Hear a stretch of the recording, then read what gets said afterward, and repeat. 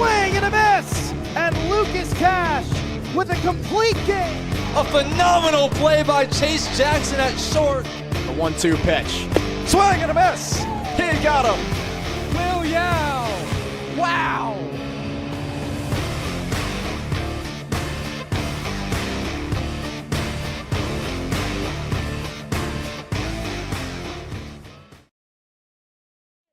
Behind the plate, catching the first pitch will be quite tough. We welcome you to Joe Airport Field for Game 2 of the VBL South Division semifinals between your Charlottesville Top Sox and the visiting Staunton Braves. I'm Brian Portney, joined alongside Matt Becker for this 9-inning ride, and it should be a fun one, but let's take a look at what happened last night. The Tom Sox took Game 1 by a score of 11-3 at John Moxley Memorial Stadium and are now undefeated in 4 tries at Staunton this year.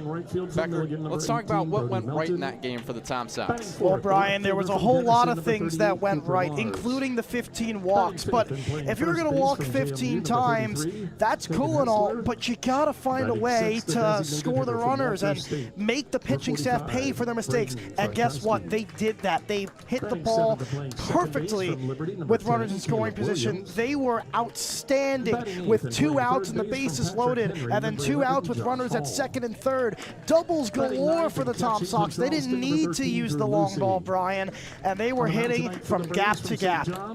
Exactly. They were 3 for 9. Through the first 4 innings with 2 strikes, and they really thrived under 2-strike hitting. We were really talking about that earlier. It's that, I mean, you talk about 10 of their 15 walks was actually with 2 strikes. They were thriving with the full count walks, and I mean, they were just perfect with the plate patience.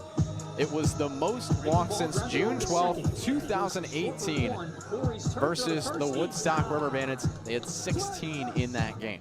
Yeah, and 16 is insane, but 15 is also crazy because you have the fact that it's a playoff game. And to be honest, you don't see that very often. And Staunton, let's be honest, as confident as they might be going into this game, they're shell-shocked. The Tom Sox just walked onto their field and they controlled everything. They didn't just win, Brian, they dominated. So at the end of the day, yeah, unfortunately, you can be as confident as you possibly want if you're Staunton. The only problem is you can't think about what happened yesterday. And I know that this Staunton team is pesky, and I know that they can find a way to possibly win this game and take it back home. Absolutely, but first, let's take a look at the defensive alignment for your Charlottesville Tom Sox in the top of the first. The outfield from left to right is Lucas Ream, the left fielder, then the center fielder, Tommy Lansness, and the right fielder, Braden Bachman. The infield from left to right is the third baseman, Grayson McCollum, the shortstop, Xavier McCory, the second baseman, Harrison Campy, and at first is Caden Combs. Behind the plate is the catcher, Ben Cardone, and on the mound for your Charlottesville Tom Sox is the redshirt junior, Evan Allwine. Yeah, and he is just absolutely sensational. We got this amazing video. He's working on the mound before the game himself. He loves working on the mound. He finds it a sense of peace. It's his favorite thing to do. And then take a look at those numbers as we keep them up on your screen. 8 appearances, that's 6 games started, Brian. 36 innings with a 2.25 ERA, and how about a 1 whip? Brian, you're a stats guy. Is that good? Oh yeah, it's very good. And I mean, if you take a look at even more of what he has, he only has about 1.06 base runners per innings pitched, which just adds on to the hit by pitch numbers. He only had 2 batters hit by pitch and over 140 batters faced this year. So it's been a fun one. We talked about how Lucas Cash and Evan Allwine have been the 1A and 1B of the Charlottesville Tom Sox rotation, and we really saw that last night with Lucas Cash. 8 innings. It was unbelievable, to say the least. It's one thing for him to go out there and go 5 innings and maybe even 6, and you give him a tip of the cap. That's amazing. How about 8? And the way he did it too, he only let up 3 runs. He threw 108 pitches. He was fantastic on all levels, Brian. The knuckleball was working on all counts last night. He was getting out. It was fantastic. And now let's take a look at the Staunton Braves starting lineup as we begin the top of the first. Leading off will be the center fielder, Jose Vasquez. Batting second is the shortstop, Max Lawson. Batting third, the right fielder, Brody Melton. Batting cleanup is the left fielder, Cooper Mars. And batting fifth is the first baseman, Keegan Hazler. Batting sixth, the designated hitter, Braden Trajkovsky. Batting seventh is the second baseman, Caleb Williams. Batting eighth is the third baseman, Josh Hall. And behind the plate and batting ninth is Drew Lucy, the catcher. And this is a really good Braves team, but Brian, I know you're a big streaks keeper, and while Vasquez and a bunch of other players lost their streaks last night, 14-game on-base streak for Vasquez, he went 0 for 4. That's gone. So all momentum going in for the Braves is going to have to start today, because last game, some of the star players outside of Brody Melton, who was fantastic and went 2 for 3, all their star players did not deliver. And a notable absence from the lineup today is Julian Braga, who had that solo home run, which was one of the bright spots for the Staunton Braves last night. Him and Braden Trajkovsky were some of the guys who were able to drive in some runs, as we were talking about here. I mean, we could keep talking about it. Braden Trajkovsky had that pinch hit. I mean, it's going to be a different environment. It's a different atmosphere. It's a whiteout crowd tonight. Yes, it is, and a lot of fans ended up following suit on that. It is a particularly larger crowd than usual for obvious reasons, and Charlottesville is trying to move on to the next round. They lead the series 1-0, Brian. There we go. Now leading off, and in the southpaw batter's box to get this game 2 started, it's Jose Vasquez. Man from Arkansas, Pine Bluff, and a native of Norwalk, Connecticut. As first pitch comes in from Allwine, and it's a chopper to second. Easy play for Campy. Throws across to make the play for out number 1. So 1 pitch, 1 swing, 1 out here as we get underway with game 2 at 7:03 p.m. Eastern Standard Time. Got to give Vasquez credit. I personally like him being aggressive on the first pitch. Set the tone early after what happened yesterday. Good contact, but unfortunately right at Campy. Now that'll bring up Max Lawson. Lawson went 0 for 2 last night, as did his shortstop counterpart, Easton Ogle, who pinch hit for him. First pitch swing, he fouls that one back to the screen. And back to the streaks that you like to keep, his 3-game hit streak that ended last night. So unfortunate for Lawson. He's going to try and get some momentum here. But this is a big inning for Allwine. The home crowd is behind you. You got to hear that crowd pop when it happens. 0-1. High fly ball into left field. Going back is Reem Kemping under by the warning track, and he makes the catch. Ranging over to his left, so 2 easy outs. Now that'll bring up Brody Melton.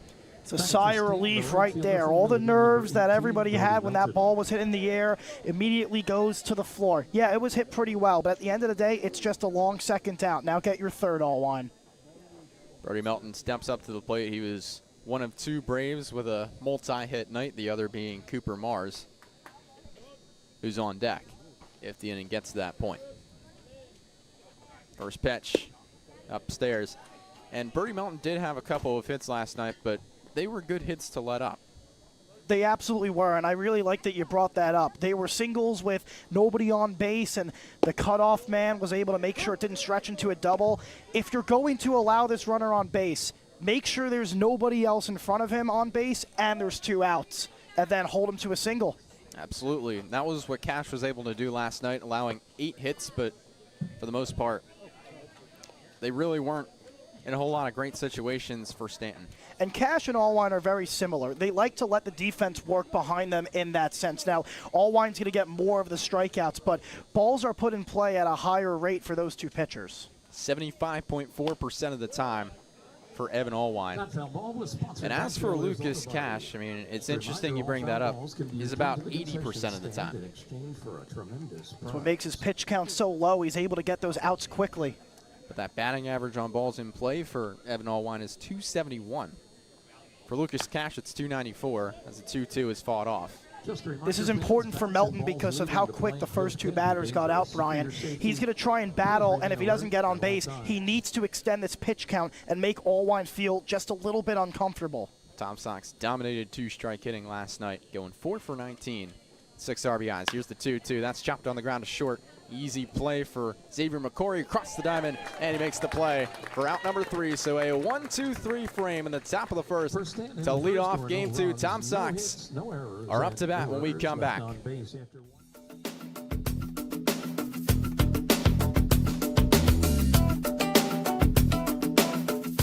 Stay connected with the Tom Sox. Follow at Seville Tom Sox on Instagram, Facebook, YouTube, TikTok, and X for the latest team updates and primetime content.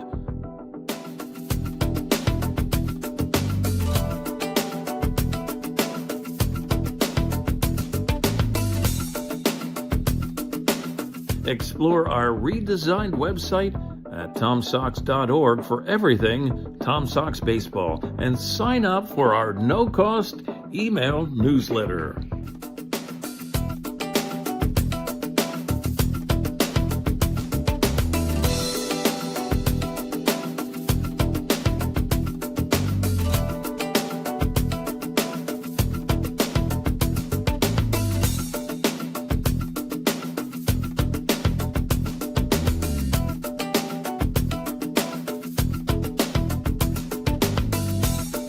Subscribe to the official YouTube channel of your 4-time Valley Baseball League champion, Charlottesville Tom Sox. Highlight videos. Back now here in the bottom of the first. The Tom Sox up to bat here in game 2. They lead the series 1-0, and they can clinch a spot in the Valley League South Division Championship Series tonight between either Waynesboro or Harrisburg. Let's take a look at the starting lineup for your Charlottesville Tom Sox. Leading off is the shortstop, Xavier McCory.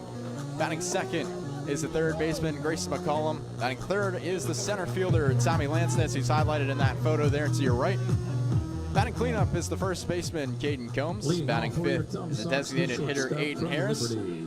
Batting sixth is the second baseman, Harrison Campy. Batting seventh, the right fielder, Braden Bachman. Behind the plate and batting 8, it's Ben Cardone, and rounding out the order is the left fielder, Lucas Ream. Tommy Lansness with an exceptional night yesterday, as he was highlighted there for a reason. He's got ice in his veins. He's always showing up in the clutch moments, Brian. Absolutely. Let's take a look at Xavier McCory.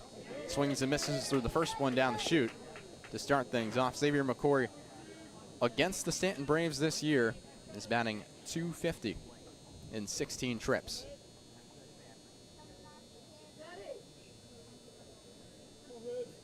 Comes the 0-1. That's outside. This is an important at-bat, Brian, because you just had a 1-2-3 inning. A couple of balls hit pretty hard, but you want to set the tone here. McCory went 2 for 5 yesterday with 2 RBIs. If he can get on, he's a steal threat, whether it's a walk or a base hit. 1-1, check swing. No appeal. He was able to hold back. That did not break the plate. Almost became a spot where the Tom Sox were living yesterday. It's almost like they were welcoming two-strike hitting. I absolutely agree with you. Here comes the 2-1.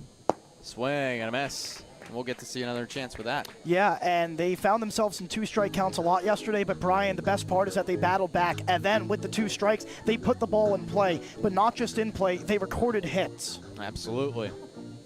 That plus the mix of walks. They had 10 walks with 2 strikes. It's a great recipe for success. As here comes the 2-2. That skips down low, 3-2. And it's just that battle back right there. Earlier in the season, you might see McCory or anyone else swing at that pitch in the dirt. That's kind of a waste pitch. But no, he recognizes right out of the hands, that's missing, and now he gets the battle 3-2. There he goes. Payoff pitch. That one on the ground to short. Lawson makes the play, throws the first. Off the bag, he makes the tag. It's Keegan Hazler for out number 1. I got to give credit to McCory because he battled the 2-strike hitting, Brian. He put the ball in play, and he dug as hard as he could. He made that play really hard, but that's a good first out for Staunton and a breath of fresh air to start the game.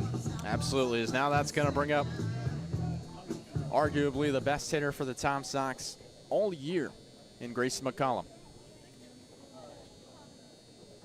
First pitch is lifted in the air to left center field, going back. And coming in to make the catch is Vasquez for a quick out number 2. Wow, two very similar halves of the first inning. Two quick ground balls and two quick deep flyouts. Now let's see what Tommy Lansness could do. And we know that he's capable of absolutely driving that ball over that wall. With nobody on, he might be aggressive here. Absolutely. We'll be looking to see what he can do. First pitch, down low. Talking about Tommy Lansness yesterday, he was the anchor of that 2-strike hitting, probably the most significant piece of 2-strike hitting yesterday, with a 2 RBI double in yesterday's game, and that was with 2 strikes and 2 outs. Absolutely. It was just an absolute piece by Tommy Lansness down the right field line, just snuck out of play. And that was part of that 5-run top of the second for the Tom Sox that ultimately propelled them to an 11-3 victory. And it's been real dominance for the Tom Sox over the last 3 games against the Braves, outscoring them 47-14. 2-1. Outside and down low. I really like the way Nicholas Gilpin is dealing, and he seems to be in control. He doesn't seem to be losing focus at all. Nicholas Gilpin, the sophomore from St. John's. That one's swing and a miss. That'll help him out right there. That'll run the count full. 18 strikeouts to 9 walks this year.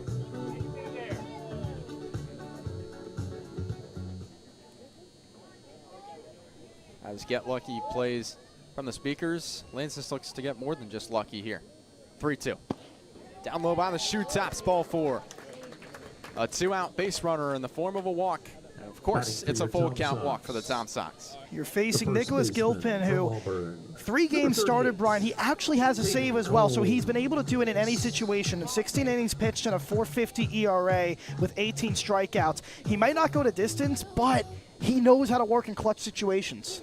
Talking about clutch situations, he was part of that super regional St. John's team this past spring, though did not have an appearance in the postseason. Here comes Caden Combs, first pitch. In there for a strike, and that was tailor-made. It absolutely was. That was a fantastic pitch right there on the corner. It was a nice little breaking ball. Runner at first and Tommy Lansness with 2 outs. Here comes the 0-1 to Combs. Check swing. Appeal to first. They won't say he goes. Actually, I think the home plate umpire called it himself. He disregarded the appeal, so 0-2. How about that? Best view in the house, right behind the plate. That's why we got 2 sets of eyes. Damn, absolutely right.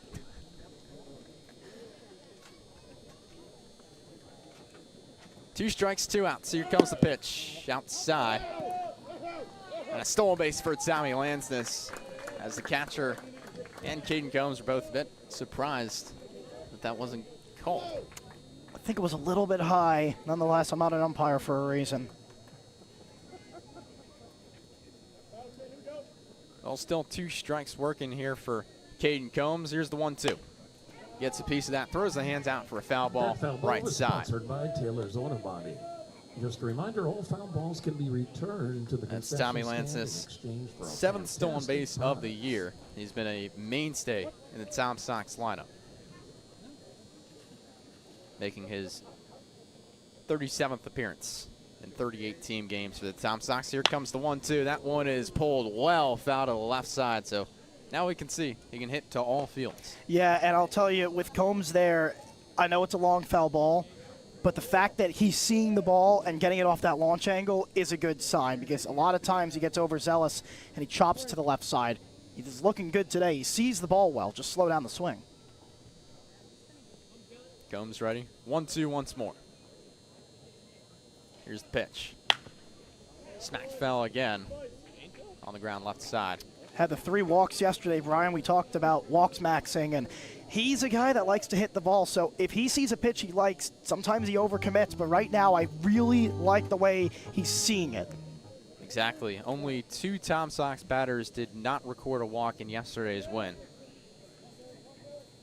Nice to see from them. Now here comes the 1-2. That one is line drive into left field for a base hit. Coming across is Tommy Lansness. He's going to beat the throw to score. And the game's first run is scored by Tommy Lances on a 2-out RBI single by Caden Combs. We just spoke about it. He's seeing the ball well today, but he was overcommitting. He slowed himself down, and he was able to straighten out his swing, and he hits an absolute missile to left field on a scorching line, and that's the start the Tom Sox wanted. You're 2 out hitting again, Brian. Absolutely. Riding with some momentum. It's 1-0 here in the bottom of the first. First pitch swinging into right field from Aiden Harris. Backing up is the right fielder and Melton to make the catch. We're out number 3. In the first, 1 run, 1 hit. But regardless, it's 1 run on 1 hit as the Tom Sox turn things over. We're through 1. Tom Sox 1. Stanton nothing. And Staunton nothing. We'll be right back here on Top Sox.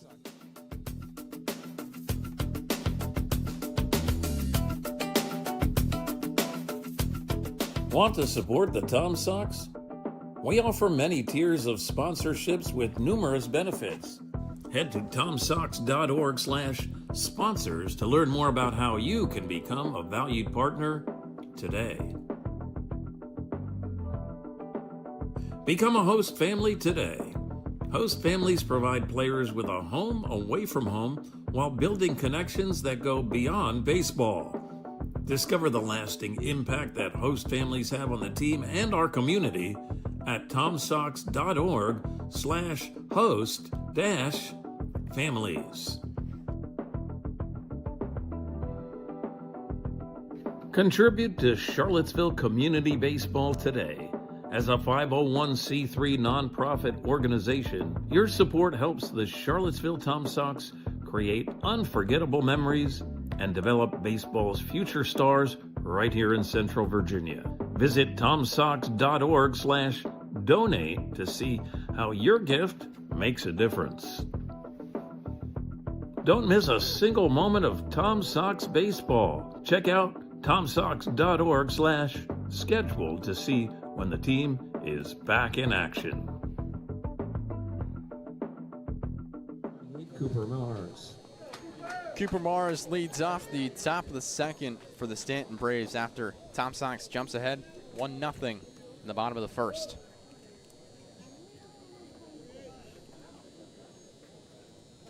Allwine's first pitch to him is in there at the knees for a called strike. Cooper Mars was part of the D3 National Championship team at Denison over the spring. Here comes the 0-1. Also in there for a strike. Same location. Attack in the lower half right now. He leads this Staunton Braves team in average at 348. That's not something that's really easy to do. Absolutely. Here's the 0-2. Chopped on the ground, foul. Just gets a weak piece of it. But it's interesting you say that about Cooper Mars. I mean, he can really do both, right? You also talk about his presence on the mound as well. Yeah, absolutely. Two-way player. He throws really well. He has good command. Here's the 0-2. Another piece of it foul, right side this time. And that 348 is so impressive because, Brian, you know this better than anybody, the game has really changed. Nobody's hitting 348 anymore. So even 290 is really impressive. How about 348? Now it's done in 46 trips to the plate. The 0-2 runs inside for a ball. Yeah, Cooper Mars 16 for 46 on the season. Slugging .500. The 1-2 call, it's strike 3. Attacks the lower half 3 times. He's able to make it work for him as there's one gone here in the top of the second. Allwine saw it was wide open. He knew he could freeze him on it, and he just paints the black beautifully. That is a pitcher's pitch, Brian. Absolutely.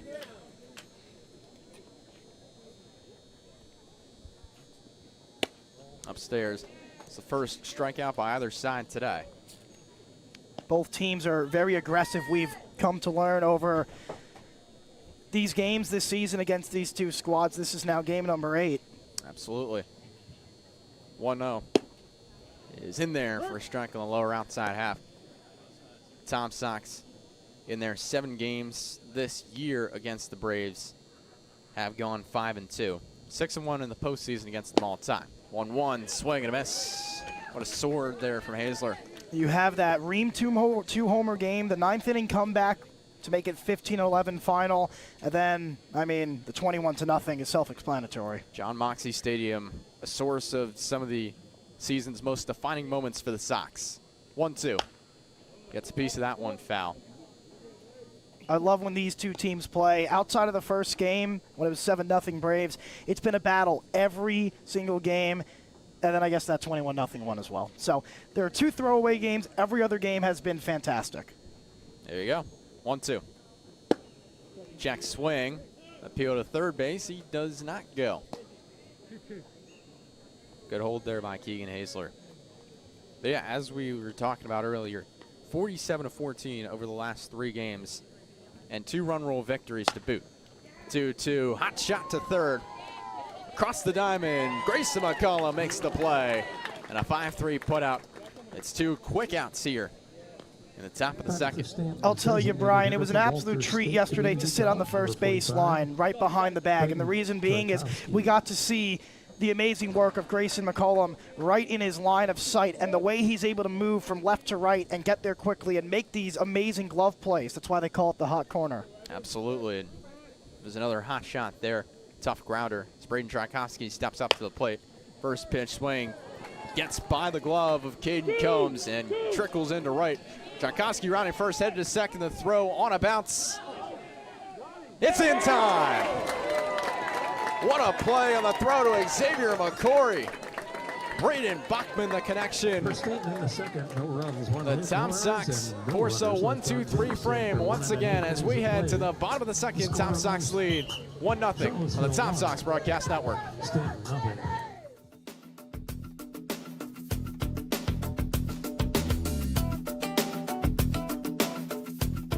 Want to support the Tom Sox?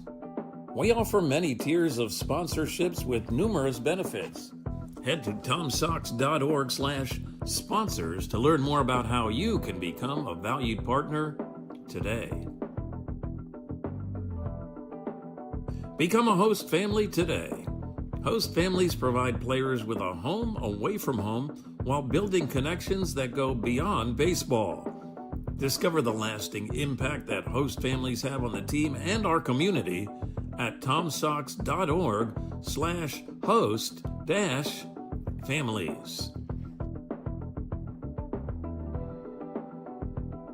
Contribute to Charlottesville Community Baseball today. As a 501c3 nonprofit organization, your support helps the Charlottesville Tom Sox create. Enter Sandman plays as we enter the bottom of the second. Tom Sox lead 1-0, not only in the game but also in this best-of-3 series. Let's take a look at the tail of the tape between these 2 squads. This is an action-packed matchup. The ERA, the Tom Sox, who originally at the beginning of the season, Brian, their pitching wasn't great. They're now some of the best in the league. The batting average is in favor of the Braves. The OPS is in favor of the Braves, but the stolen bases are neck and neck.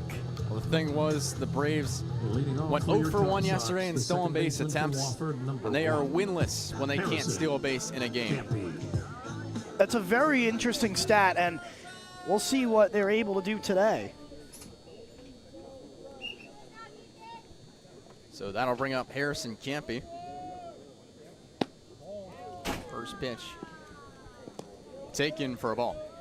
Tried to dust him off inside there. Might have been a purpose pitch. There you go. Here comes the 1-0. Fights that one off, and that's into shallow infield as Caleb Williams makes the catch for an easy pop out and out number 1. I really like that pitch mix right there from Gilpin.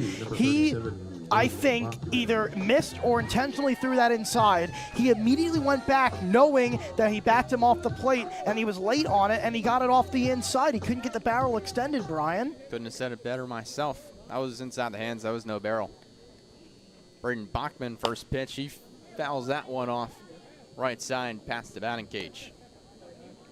Nice to see Bachman back in the lineup. Remember that game in Staunton? He extended that 9th inning when the Tom Sox were trailing with a single, and then the Tom Sox ultimately won 15-11. Swing and miss. Bachman 3 for 6 against the Staunton Braves this season. It's been awesome to see from him. He also has 3 RBIs to boot. Here's the 0-2. Takes that one down low. Has that really cool pink bat. Ended up getting it mid-season. It's kind of cotton candy colored as well. You like to see it. Here comes the 1-2. That one in the air to center field. Backing up is Vasquez to the warning track. Camps under it to make the catch, and that's out number 2. Man, he hit that square on the barrel.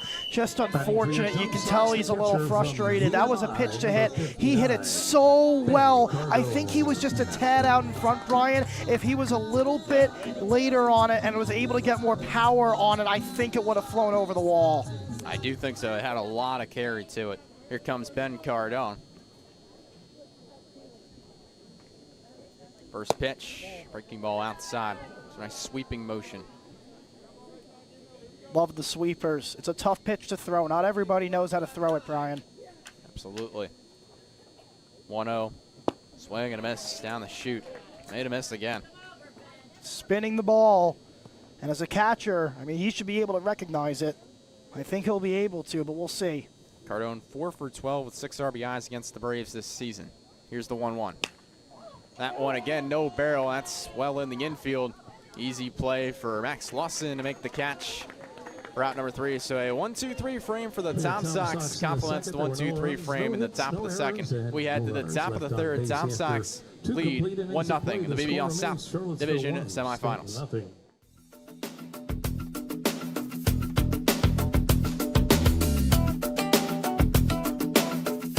Stay connected with the Tom Sox. Follow at Seville Tom Sox on Instagram, Facebook, YouTube, TikTok, and X for the latest team updates and primetime content.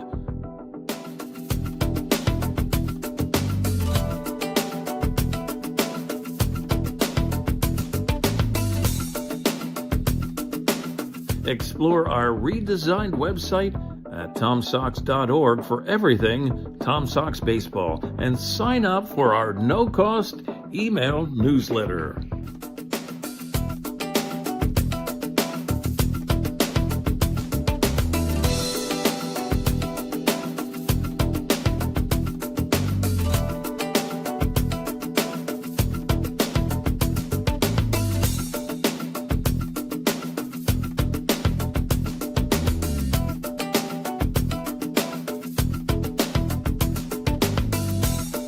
Subscribe to the official YouTube channel of your 4-time Valley.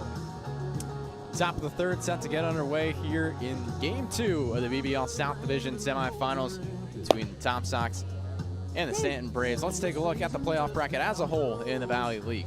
Winchester gets that bye, so they have advanced. Strasburg up 1-0 on Purcellville. Culpeper, oh, pardon me, that's a mistake. It's supposed to be Harrisonburg. That's a typo from me. Yes, that's me. They're up 1-0 on Waynesboro, and then Charlottesville is up on Staunton. Caleb Williams steps up to the plate. Some scoring updates from around the VBL, which is the other 2 games in action tonight. Purcellville is up 4-0 against Strasburg in the VBL North Division semifinals. The first pitch is on the ground. Tough play for Grayson McCollum on a bounce. That's off the bag. And Williams, 1 pitch, 1 swing. That's an error. See what they rule it, because that, I mean, that is just an impossible play for McCollum. I think they might give him the benefit of the doubt. They are. And you know what, Brian? I don't think I could even come close to that ball. The fact that McCollum made that play and threw it over prevented a double. So a tip of the cap to you, Grayson, because that easily had double written all over it. Absolutely. The other game going on tonight between Waynesboro and Harrisonburg is currently tied at 0 in the top of the second. First pitch runs inside to Josh Hall. Or according to me, Culpeper. Mistake by yours truly. Oh, you're good. Gonna make that change right now. 1-0, swing and a miss. Dancing off at first a little bit was Caleb Williams. He's able to come back. Josh Hall so far on the year is batting .290, which is 20 hits and 69 trips to the plate. 1-1. Outside, about chest level. 2 balls, 1 strike. No, we mentioned that Harrisonburg series, and boy, that is some great baseball. An absolute thriller last night. Absolutely was. Harrisonburg is just a freight train coming down the lane. I would be scared to play them, Brian. I really would. 2-1 was a swing and a miss. Harrisonburg won 10-7 in a back-and-forth game last night, and just shows what kind of setup this game can be. Here comes the 2-2. Line drive into right field will get down. Yes, it will, to the right field corner for a base hit and a bit more. The runners hold up at second and third. It's a no-out double for Josh Hall. It's not what you want to do. I mean, obviously you never want to let up a hard hit ball, but the fact that it's the bottom of the lineup and you have the top looming is what makes it 10 times more dangerous. So you really got to find a way to get Lucy out, and then you got to deal with the speedy Vasquez. So we'll see. But that ball was absolutely scorched off the bat. Great hitting from Hall. Absolutely.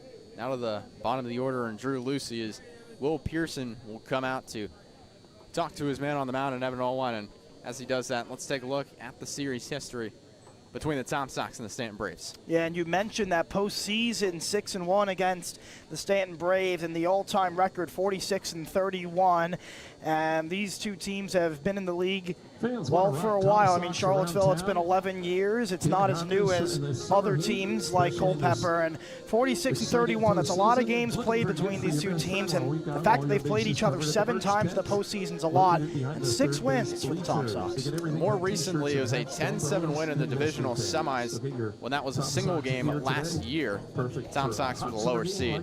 Yeah, the one loss was a one-off opener back in 2019. Tom Sox ended up going and winning it all. 2017, 2019, 2022, 2024. We'll see about 2026. First pitch, the line drive into left field, and that'll get down for a base hit. 1 run scores, another run comes in. In comes Josh Hall. It's a 2 RBI single to give the Staunton Braves the lead in the top of the 3rd.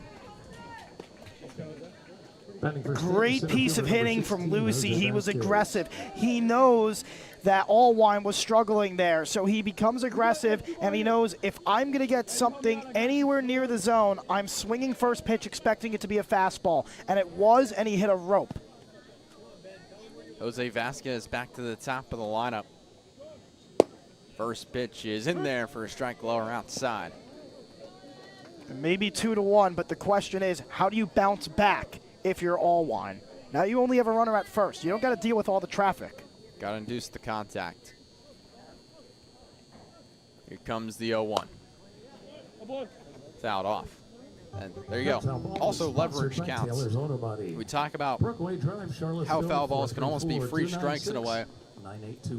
Don't have to make them work as hard. You get to that leverage situation where you feel a bit more confident. Now with the runner at first, nobody out. 0-2. Line drive, caught by Campy.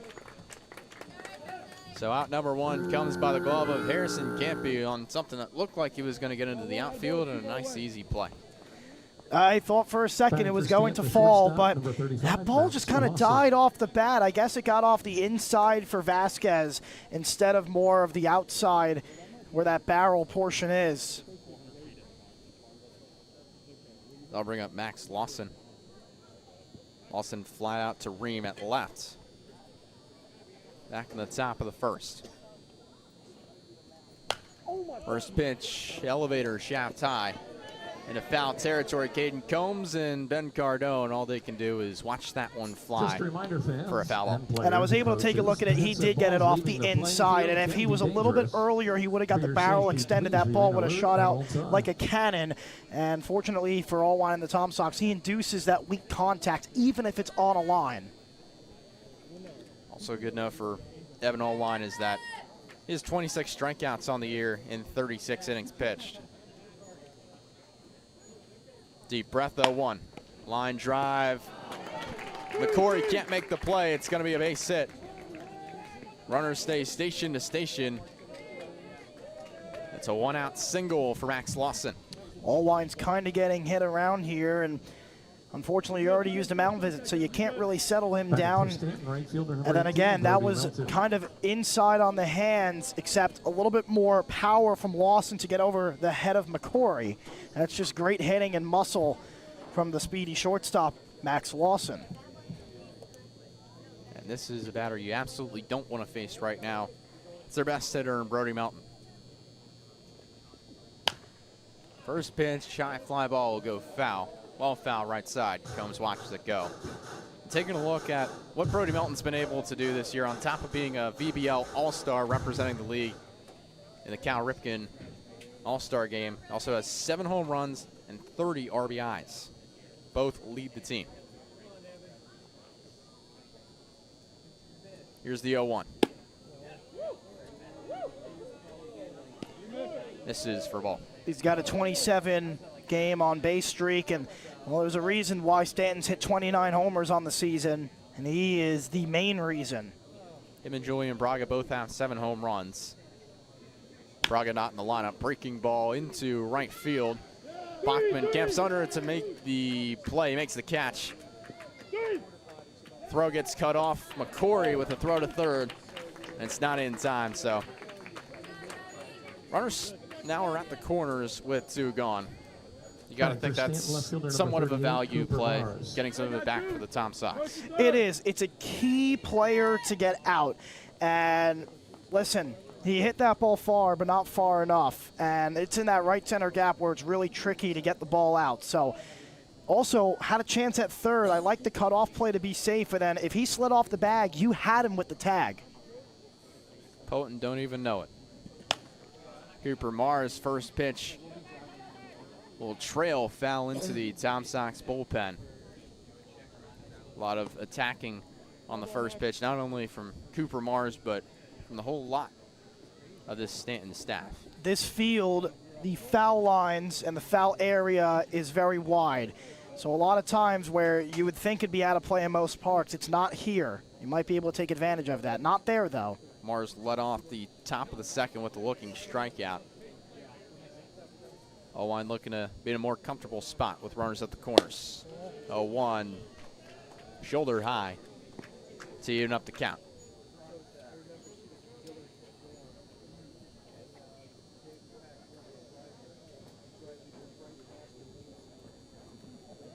Mars ready. Owen ready, righty on righty, the 1-1 is by the heels. 2 balls, 1 strike. It's a good pitch right there. Some moments you'll get that call, some not. So you just got to bounce back and dial in. Cooper Mars, 273 against the Tom Sox coming into this game. 2-1, swing and a miss. Bit of a foul tip into the catcher's mitt of Ben Cardone. 2 strikes and 2 outs now. You blew it by him. You have a pitch to spare. I wouldn't mind going down low here, but Cardone's got to be ready to block it. It's got a great pop time. We'll see how he can do with his frame. With 2 outs, here comes the 2-2. Runner on the move at first is Max Lawson as a drive into right center field. Lansness able to make the catch for out number 3. So 2 runs come across in the top of the third. Tom Sox looking to attack back as they trail 2-1. Game 2 of the VBL South Division semifinals. We'll be right back.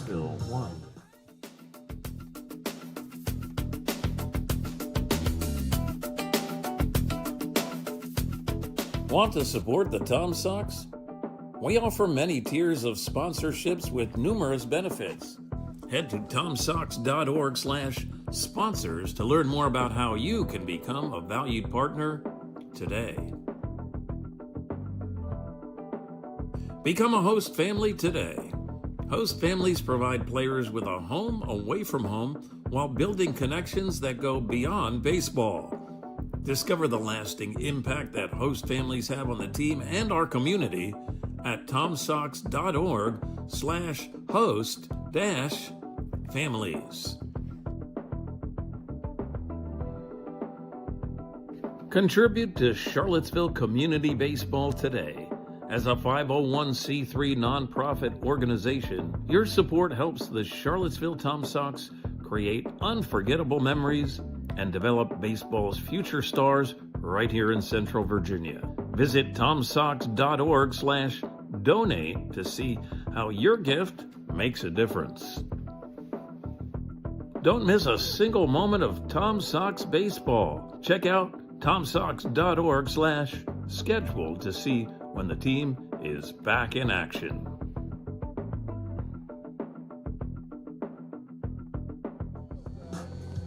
Bottom of the third, set to get underway. Brian Portney alongside Matt Becker. Here's the Tom Sox, gave up 2, but now it'll be Leading the off Tom for your Sox. the left fielder. Reem, McCory, McCollum. It's 9-1 and 2. And it's that walk-up song. It's back. It is, and let's see what Reem can do. He loves playing against the Braves. He was fantastic yesterday. I thought he was one of the best players for the Tom Sox yesterday. 1 for 3 with an RBI, but 2 runs scored. First pitch, foul tip into the catcher's manager, Lucy. He's got that sneaky speed, Brian. Absolutely. If he gets on, he is a threat. You can see that out in the outfield as well.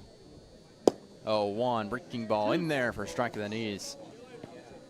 On the season in 19 at-bats against the Staunton Braves, Lucas Reem is batting .474 against the Staunton Braves. The double, and obviously 2 homers to boot. 0-2, down low. And it was coincidentally in the last loss the Tom Sox had against him. Right now, it's a 3-game win streak for the Tom Sox. 1-2. Gets a piece of it, foul, and that's huge to stay in that fight right there, to just get a piece of it and go foul. That pitch was moving away, and he knew it was too close to take. He threw his hands at the ball and reached out as far as he possibly could. A great job there. Baseball is a reaction time game. You got to be fast with your eyes and your feet and your hands. 1-2. Foul tip to the backstop. And very close to that crowd mic. The best crowd mic in the Valley League. The best crowd mic, in fact, traveled to that Valley League Cal Ripken Senior All-Star game. Yes, it did. And Reem just missed that one, but it was eye level. Looks to fight again. Here comes the 1-2. Misses away. We'll talk about that sweeping motion again. Reem has seen it well. I think if that pitch at the eyes was a little bit lower, he would have been there. Now ready once more. Here comes the 2-2. Another foul ball. He's staying in the count. He was thinking off speed there, so that's why he wasn't out in front of it. Man, Gilpin's pitch mix is really sensational.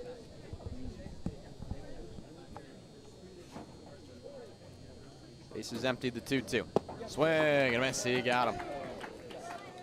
So the first strikeout of the game for the Tom Sox at the bottom of their order as it turns over to Xavier McCourt. I love that pitch dipping in the dirt, especially 2-2 with nobody on. You're able to go down there and not deal with any consequences of a base runner moving up and potentially missing your spot. That was just a great pitch. But now, how do you attack McCory? A contact hitter, a speed threat, the top of the lineup, Brian. It's ground ball to Max Lawson, throws across to first. Well, there you go. 2-6-3 putouts for McCory. Batting for your Tom Sox, third baseman, number 27. Attacking the count McCollum. after a full count. 6-3 putout to lead off the bottom of the first, and now that'll bring up Grayson McCollum, who attacked on the first pitch. It's a fly out to center. Hit it in a good spot, McCory, but just not enough power on it. If it was a little bit faster, it gets through. First pitch to McCollum. High fly ball into left field, but that's coming well in. Max Lawson calls everybody off to make the catch. Back-to-back first pitch putouts, and it's a 1-2-3 inning. It's a Tom Sox fail to respond. We're through 3. Tom Sox 1, Staunton 2. We'll be right back. The score remains.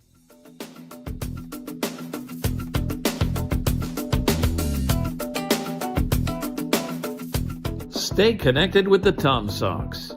Follow at Seville Tom Sox on Instagram, Facebook, YouTube, TikTok, and X for the latest team updates and primetime content.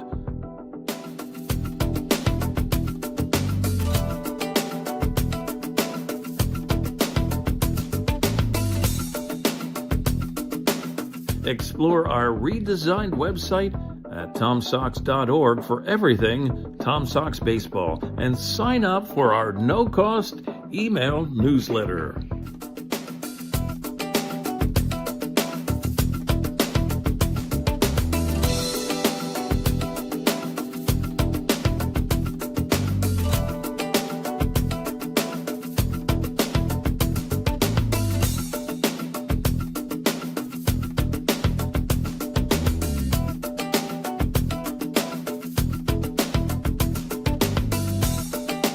subscribe to the official YouTube channel of your 4-time Valley Baseball League champion, Charlottesville Tom Sox.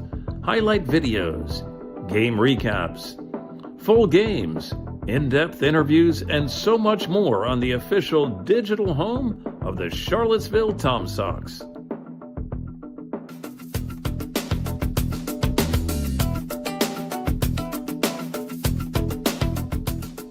Top of the fourth set to get underway. Leading Tom off the Sox stand, trail first baseman 2-1 number after the 33, 1-2-3 frame in the bottom of the third. It'll be 5-6-7 with Hazler, Tchaikovsky, and Williams. And it starts off with the lefty batter and Keegan Hazler. Shows bunt, goes bunt down the third base side. Tough play. And beating the tag is Keegan Hazler. Well, first pitch bunt single to start things off and catch him off guard. Oh, I absolutely love that play from the Braves, especially after the 1-2-3 inning. You're catching everyone by surprise, and you're making the pitcher get off and move. I got to tell you, though, Allwine, that was a heck of a play to even get that throw on line. I thought he should have ate it. He proved me wrong. There you go. Now they'll bring up Braden Tchaikovsky. He's credited with the single, but was a little sluggish getting a second and had to pay the price at a 1-2-3 frame in the top of the second. Yeah, it was kind of a bailout there. Well, still will get credited with the hit, though. Runner in first, nobody out. Here's the 1-0. Jack swing. He didn't go. Tom Sox dugout thinks that it should have been a strike for the location, not for the swing. Unfortunately, again, we're up in the booth. We can't make those calls. Vantage point, my friend. 2-0, easy play from McCollum. 5-4-3, that's a double play. Ranging to his left and making a play. That's Grayson McCollum for you. That is exactly what the doctor ordered. A double play a day. It might keep the doctor away. And that one was just absolutely tailor-made, beautiful by McCory, as well as McCollum to handle that. I think it was Campy, actually. There you go. Chop through the middle. Top play from McCory. Throws across the diamond. For Stanton in the fourth, So a 6-3 put out ends a unconventional 1-2-3 frame. We'll be right back here on the Tom Sox Broadcast Network.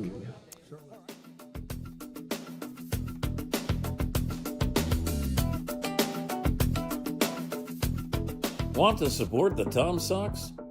We offer many tiers of sponsorships with numerous benefits. Head to tomsox.org/sponsors to learn more about how you can become a valued partner today. Become a host family today. Host families provide players with a home away from home while building connections that go beyond baseball. Discover the lasting impact that host families have on the team and our community at tomsox.org/host-families. Contribute to Charlottesville Community Baseball today. As a 501c3 nonprofit organization, your support helps the Charlottesville Tom Sox create unforgettable memories and develop baseball's future stars right here in Central Virginia.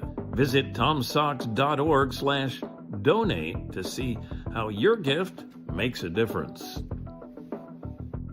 Don't miss a single moment of Tom Sox baseball. Check out tomsox.org/schedule to see when the team is back in action.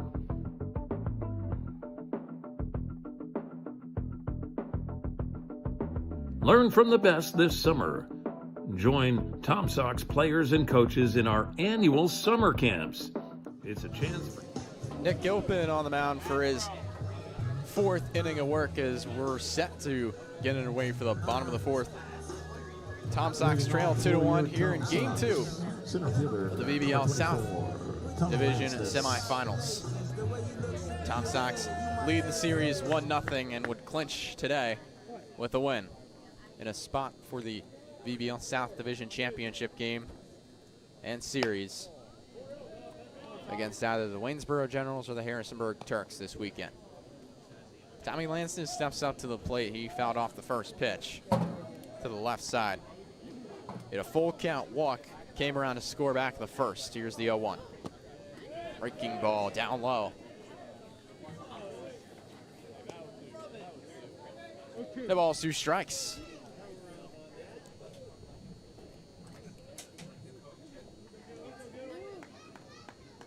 Oh, here comes the 0-2. Down low, ball 1. Really like Tommy Lanston is here to lead off the inning. He has had ice in his veins, we mentioned earlier. 1-2. I really think if just a nice little base hit by him, goes without saying, but it could start a rally, then you have Combs behind him. 1-2 missed away. Here's the 2-2. Breaking ball misses the zone. Those high breaking balls, they're tough to call for an umpire. You got to figure out where it breaks. From 0-2 to 3-2. For Tommy Lanston leading off the bottom of the 4th, the payoff pitch. He fouls that one back. It's a good fight right there. I know he's looking for a walk or something to drive up the middle. He handles the bat so well normally. With 2 outs, it's even better.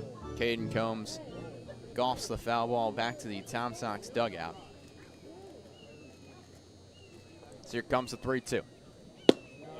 Inside, ball 4. Another walk for Tommy Lanston. He has 2 today, as that'll bring up Caden Combs. And that's what we were talking about. He protects the plate so well. He recognizes out of the hands that ball's high. There's no way it's going to drop. It's too fast. And it ends up being high and inside, as you said. And now Caden Combs, who scorched that single to bring in the game's first run, with a runner at first. Tommy Lanston, in all 6 of his plate appearances, it came with 2 strikes yesterday as that first pitch is fouled back. Tommy Lanston has been thriving in the 2 strikes zone. He has been. You're absolutely right. And then again, we look at Combs there. That foul ball, it's hit hard. He's really seeing it well. It's just a timing matter now. Throw back to first. Lanston's back in safely. They're worried about him stealing again because remember, there was 2 outs and he stole that bag. And that's what got him into scoring position. He's off the bag this time and pays the price. He's picked off.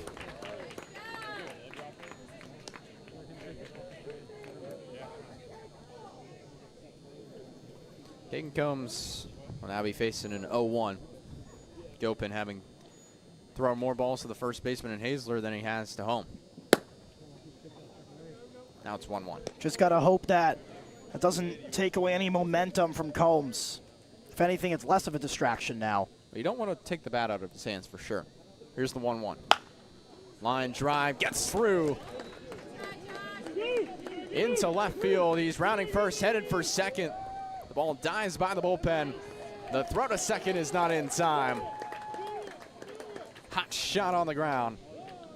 And Caden Combs with a 1-out double. Seeing the ball so well, you can put a nickel in the jar. It sounds like I'm on a broken record. I'm going to keep saying it until Caden Combs doesn't look like he's seeing the ball well. He's all over it, even when he fouls it off. And right there, he was early, but not early enough to foul it. He rips it down the line. Good pull contact as here comes Aiden Harris. Up to the plate. First pitch in there for a strike down the middle. Working on a 10-game on-base streak. Could use a double here just like yesterday.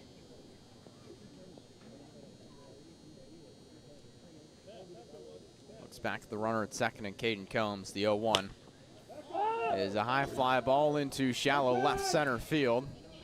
Coming under it to make the catch is Jose Vasquez for out number 2.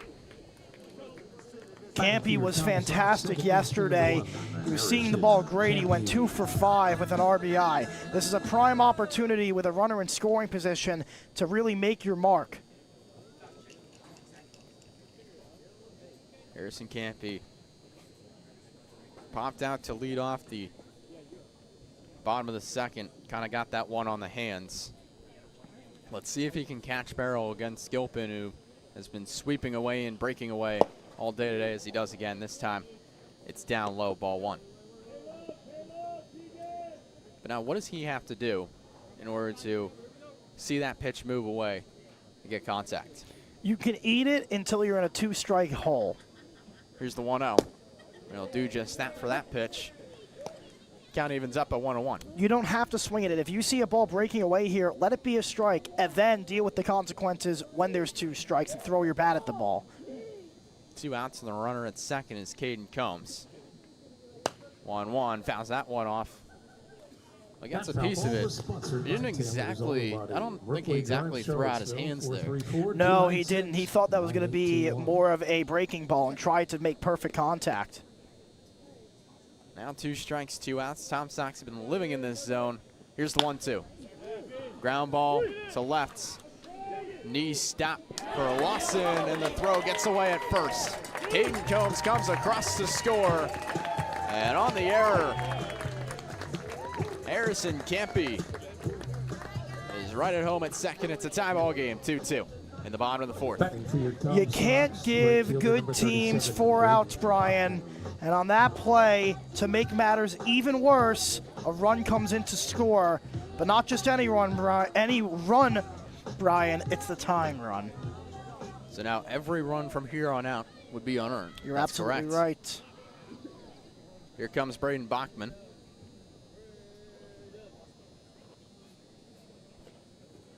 First pitch misses away into the backstop. Harrison Campy glides to third. This is where Gilpin is going to have to show us what he's made of. He's rattled. He should be out of this inning, and you can't blame him for being upset. This is a playoff game. There's a lot of intensity, and you can just tell he's obviously frustrated. He's got to bounce back and bear down. Bachman flew out to center. His last time up is that one fouled off the screen. I could have caught that. Oh, for sure. We had 2 pieces of protection keeping that from happening. It's the screen and also our window. Here's the 1-1. Breaking ball on the ground to short. Max Lawson shuffles, fires to first. He got him. So the run in Campy does not come across, but 1 run does score. It's a tie ball game as we head to the top of the 5th. Tom Sox and Staunton even in game 2 of the VBL South Division semifinals.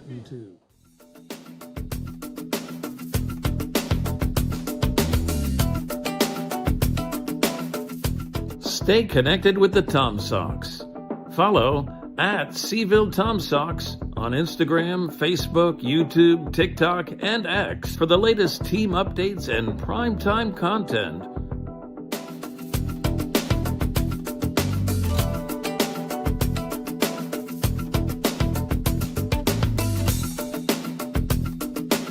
Explore our redesigned website at tomsox.org for everything Tom Sox baseball and sign up for our no-cost email newsletter.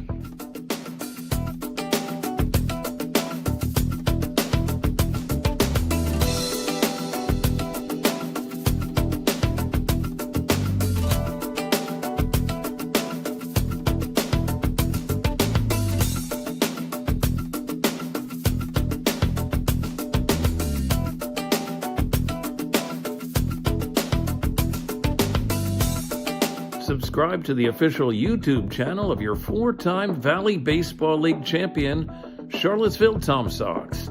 Highlight videos, game recaps, full games, in-depth interviews, and so much more on the official digital home of the Charlottesville Tom Sox.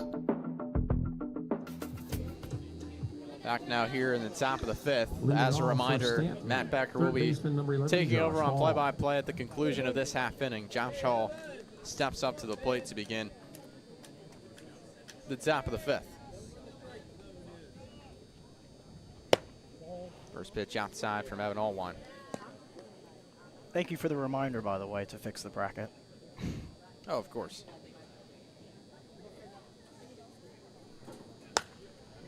Next pitch, well, foul. He golfed that one to the left side. So it's 1-1. Just a reminder, bats and balls leaving the plate. It's an important inning after getting the inning tied. I mean, I know it goes without saying every inning's important, but this one more for Allwine. That run for the Tom Sox, it should not be tied, but you have the luxury of it being tied. 1-1 drive into deep center field. Tommy Lanson is able to make the catch for out number 1. And also you're dealing with 8, 9, and 1. You got to get 8 and 9. You don't want to get them on base and then see Vasquez and then Lawson. Batting for Staunton, catcher number 13, Drew Lucy. Drew Lucy steps up to the plate at a 2 RBI single to take the lead for the Staunton Braves in the third.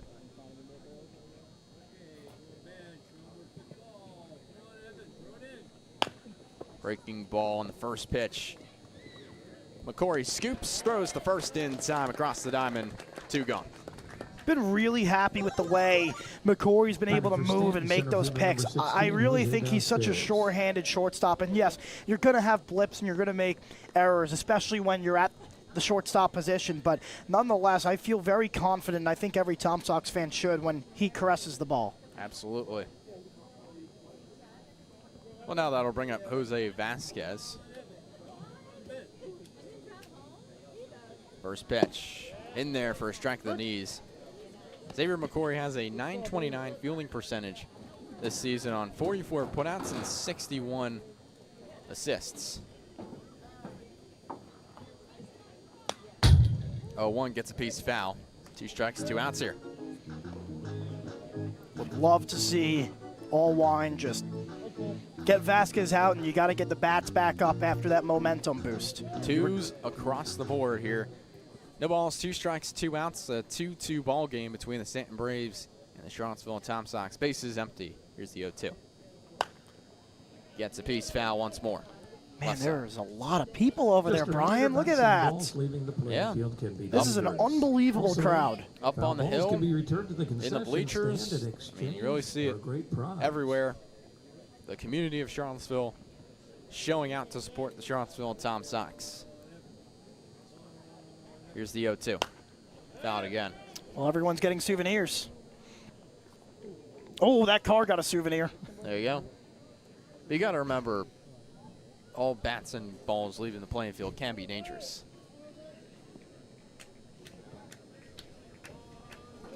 Vasquez fighting.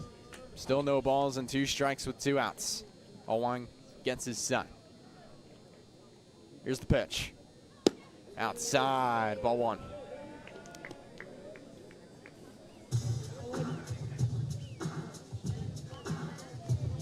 Jose Vasquez 0 for 2 today. Ground out and a line out in the first and third, respectively. Here's the 1-2. Fouled off once more. What a battle. Getting the pitch count up. Chipping away. Scratching away. Like a lottery ticket. There you go. He's been scratching away at this count. Plenty of foul balls to boot for Jose Vasquez. Still 2 outs, the base is empty at the top of the order. Here's the 1-2. Gets a piece foul again. Not a full swing for Jose Vasquez by any means, but he's able to get a piece of it. Man, this 2-strike hitting reminds me of the year McNeil won the batting title. What he would do is he would choke up on his bat and get down really low and just foul off and foul off and foul off. He wouldn't even take full swings. And that's exactly what we're seeing right here. You talk about slump busters being when you just throw your hands out. We'll see what he can do here against Devin Allwine. With a 1-2 count. Here's the pitch. Outside. A good take. Now there's Deuces Wild. Look at that confidence from him, too. He knew it all the way. Looks at his bench. He's fired up. I love these mini battles. That's what makes this sport so special. Allwine missing a lot arm side here. Let's see if he can rein it in. 2-2. Breaking ball. Called. Strike 3. Vasquez watches it sail down Broadway as we head to the bottom of the 5th. Matt Becker on play-by-play. When we come back, we're all knotted up in Game 2, the VBL South Division semifinals, right here on the Tom Sox Broadcast Network.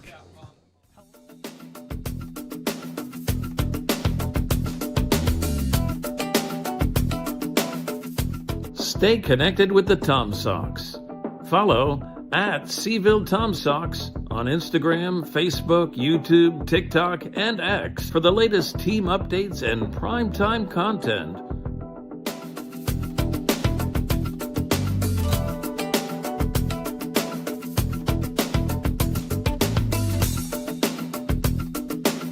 Explore our redesigned website at TomSox.org for everything Tom Sox baseball and sign up for our no-cost email newsletter.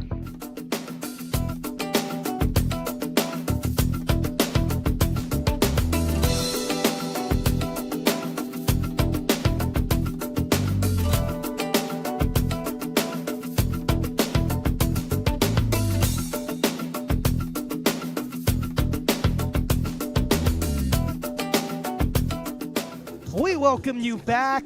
Thank you, Brian Portney. You were absolutely fantastic. My name is Matt Becker, and now, Brian, you moved to color. And, well, we had the graphic wrong before.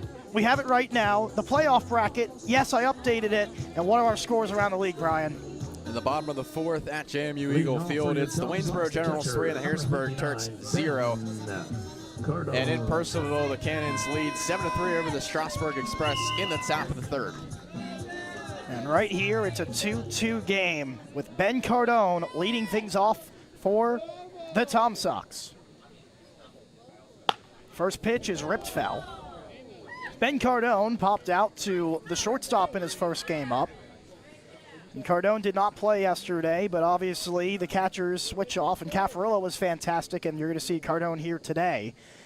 But we talked about earlier how Cardone, as a catcher, you recognize pitches a little bit differently just because you're seeing the spin of the ball better than anyone else. Do you think there's an advantage when it comes to that?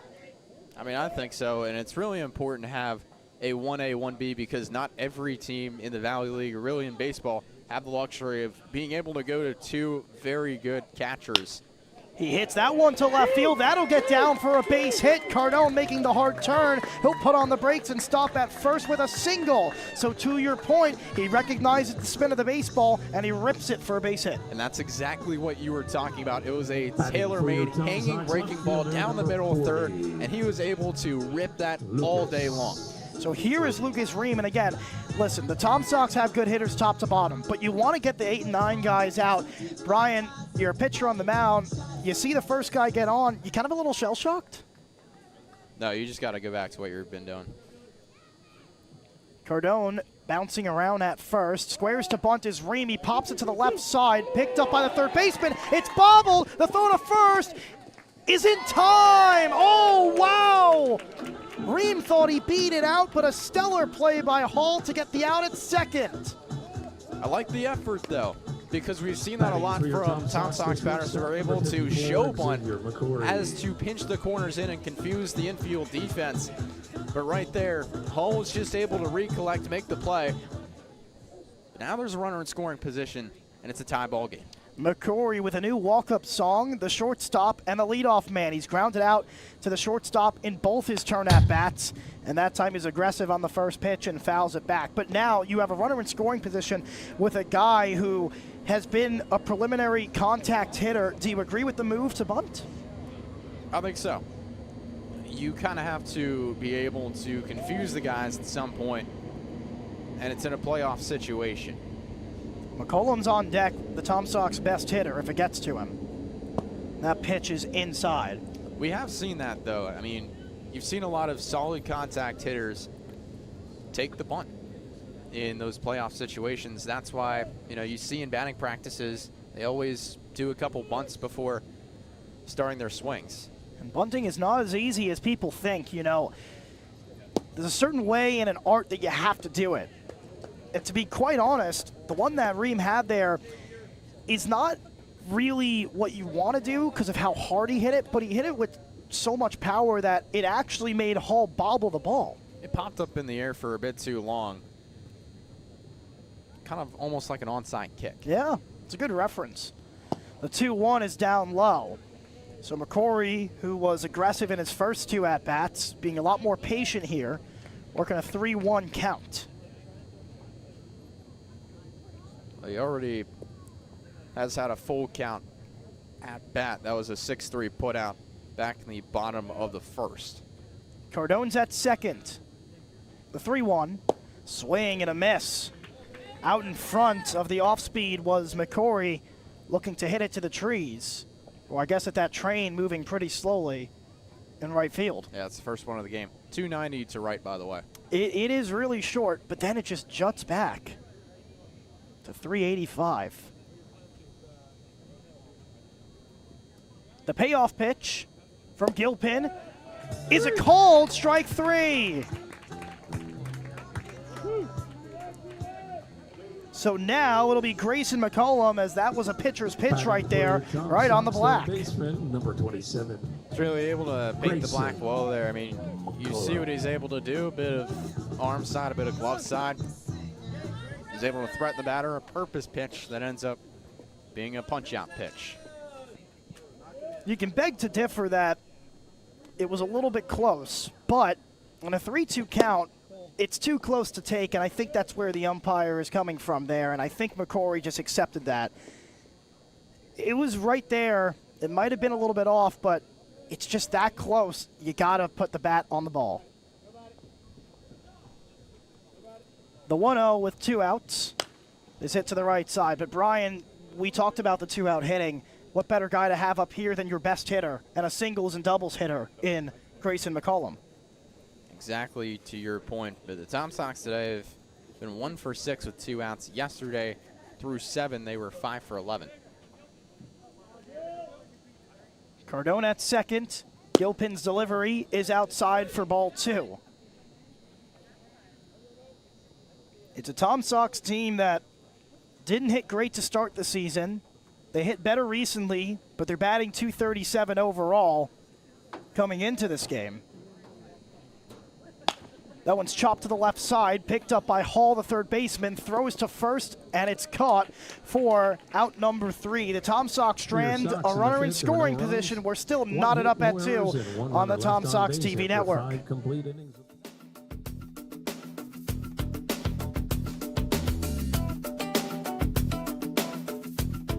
Want to support the Tom Sox? We offer many tiers of sponsorships with numerous benefits. Head to tomsox.org/sponsors to learn more about how you can become a valued partner today. Become a host family today. Host families provide players with a home away from home while building connections that go beyond baseball. Discover the lasting impact that host families have on the team and our community at tomsox.org/host-families. Contribute to Charlottesville Community Baseball today. As a 501c3 nonprofit organization, your support helps the Charlottesville Tom Sox create unforgettable memories and develop baseball's future stars right here in Central Virginia. Visit tomsox.org/donate to see how your gift makes a difference. Don't miss a single moment of Tom Sox baseball. Check out tomsox.org/schedule to see when the team is back in action.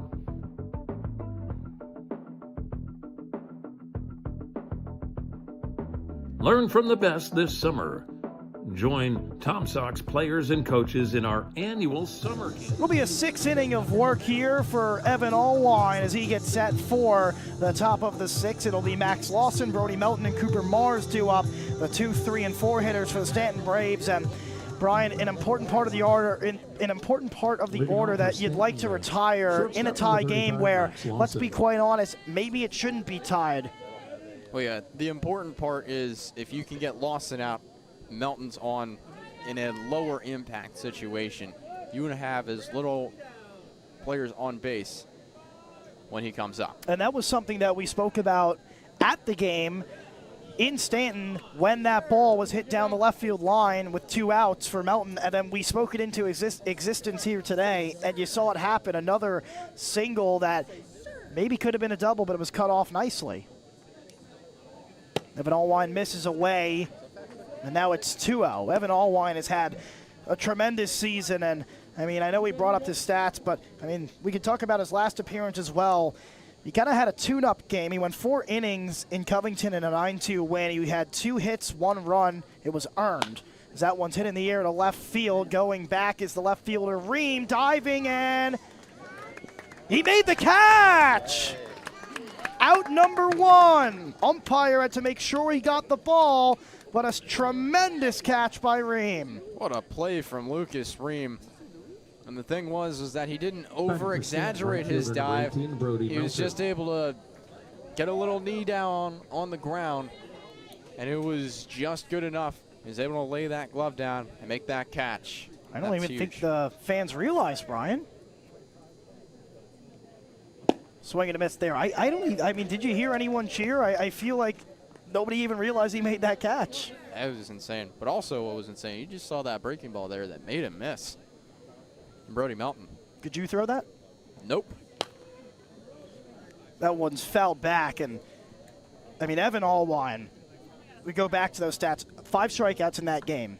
He didn't throw a lot of pitches, Brian. We knew that game didn't matter. We knew it was going to be a tune-up game. And now he can go the distance here, and he looks pretty sharp, aside from that one inning in the second where, yeah, there were 3 hits in a row, 4 hits total in the inning, but aside from that, the hits haven't been spread out. It's really been all in that one inning. There's only been 1 hit since that inning. Yeah, back in the third. 0-2.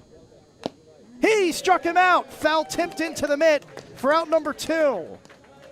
And the thing about Brody Melton is that obviously he's been a great hitter, but he only has 1 RBI, one of his 30 RBIs this season against the Tom Sox.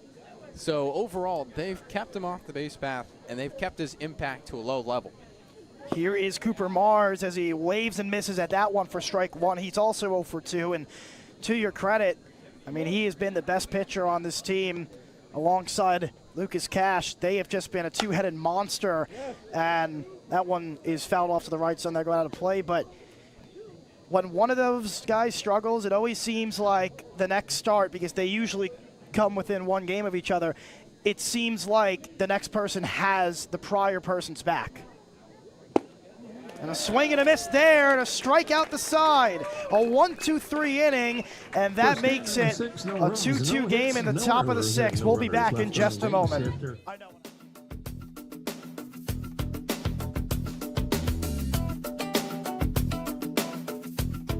Want to support the Tom Sox? We offer many tiers of sponsorships with numerous benefits. Head to tomsox.org/sponsors to learn more about how you can become a valued partner today. Become a host family today. Host families provide players with a home away from home while building connections that go beyond baseball. Discover the lasting impact that host families have on the team and our community at tomsox.org/host-families. Contribute to Charlottesville Community Baseball today. As a 501c3 nonprofit organization, your support helps the Charlottesville Tom Sox create unforgettable memories and develop baseball's future stars right here in Central Virginia. Visit tomsox.org/donate to see how your gift makes a difference. Don't miss a single moment of Tom Sox baseball. Check out Tommy Lansness, who's extended his on-base streak to 26 games. He steps into the lefty batter's box for the Charlottesville Tom Sox here to start things off in the bottom of the 6th. It's been a chippy game. It has not been an onslaught of offense like we've seen prior, so you have to manage this a little bit differently. I mean, you can talk about win percentage and all the metrics, but at the end of the day, as that one is hit up the middle for a base hit, you just got to do the simple things right, just like that. Absolutely, and we talk about this is a grind-out game, and this has been a grind-out game, but the Tom Sox have been able to win grind-out games. You remember that 4-1 win over Covington earlier on this season? That was a grind-out game, and that really defined the team's identity to see if they are capable of doing that now. Well, we're seeing that play out. Here's the hitter who has been seeing the ball so well tonight, especially when Tommy Lansness gets on base in front of him. It's Caden Combs. He's 2 for 2 with a single and a double. Yes, you could say he's a triple and a homer away from the cycle, but that's not what he's looking for here. He's just looking to put the ball in play and sprint it out. He'll check back on Lansness, who already got picked off once in the game. That was in the 4th inning. when we talked about situational base running, we were really talking about, in terms of situational base running, you don't want to take the bat out of somebody's hands who's particularly good, and you don't want to do that for Caden Combs. And I know you can say what if and everything, but at the end of the day, Lansness was on first base. He got picked off, and then, yeah, you're going to approach the batter differently when there's a runner out, but Combs hit a double, which maybe, as that one gets away, Lansness will go to second. He might even go to third. He's taking a peek, and then he'll stop at second. We'll throw to third and handled nicely. You can't say, oh, he would have scored, because you never know what could have happened in that case if he doesn't get picked off. But at the end of the day, if the outcome was going to be the same, you would have liked Lansness still at first with a chance to score. Absolutely. Combs has just been sensational at the plate this season. What have you noticed, at least today, about the way he's seeing the ball? Well, I think he's getting a nice piece of the breaking ball, and that's why he went fastball there with 2-0 to kind of settle himself back. And he smiled. I think he heard you. The thing is, you know, he says he's been seeing a whole lot of fastball in the SEC, and now it's a lot of different stuff as Valley League pitchers look to find their pitch in this league and really across all of college baseball. I mean, these Valley League pitchers are going to throw you more breaking ball, and he just has to adjust to that. That was the first couple of weeks of the onboarding process for Combs on the Tom Sox, was adjusting to that, and he's done it real well. And he swings and misses at that one for strike number 3. So after being ahead in the count 2-0, battling back is Gilpin for out number 1. Sox, the designated hitter number 44. I mean, that's just a tough one when he falls behind a pitch like that, but right now we'll see a quick meeting of the minds at the mound. Well, Aiden Harris is due up, and this is a player who, well, let's face it, when he struggles in games, he ends up making it worthwhile. He's 0 for 2 tonight, but whenever we've seen him be 0 for 1, 0 for 2, maybe a shaky first at bat, maybe a strikeout swinging, he usually ends up answering the bell, and he makes it better for himself at the end of the game. I mean, absolutely. We saw what he was able to do yesterday. He likes to go after the first pitch. We saw that yesterday with the 2 RBI double back in that second inning, a 5-run frame. But you know, this is a guy who is not as patient, and that's good sometimes, because you want an aggressive hitter, somebody who's going to be able to swing away at the first pitch as long as it's not well away. And it's just if he meets that and gets contact, he's going to have a lot of success. And I like that you mentioned that, because I think if it wasn't on the first pitch, it might have been the second, but Harris's first at-bat when he flew out to right field, it was either on the first or second pitch. I remember it as the first pitch, but I'm not exactly sure. And, yeah, to your point, he's aggressive, and he got a lot of that ball, but when you hit it the other way, you got to get it really good, and he unfortunately did not for the Tom Sox. First pitch swinging, as you said, chopper to the left side. Lawson throws to first on a bounce. Oh, my goodness, what a pick to get out number 2. An absolute beauty from Hazler.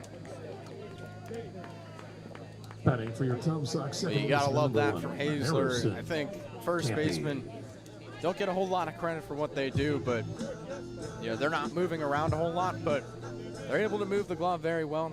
Nice backhand here, nice pick there. Now it's Harrison Campy again in a spot with a runner in scoring position.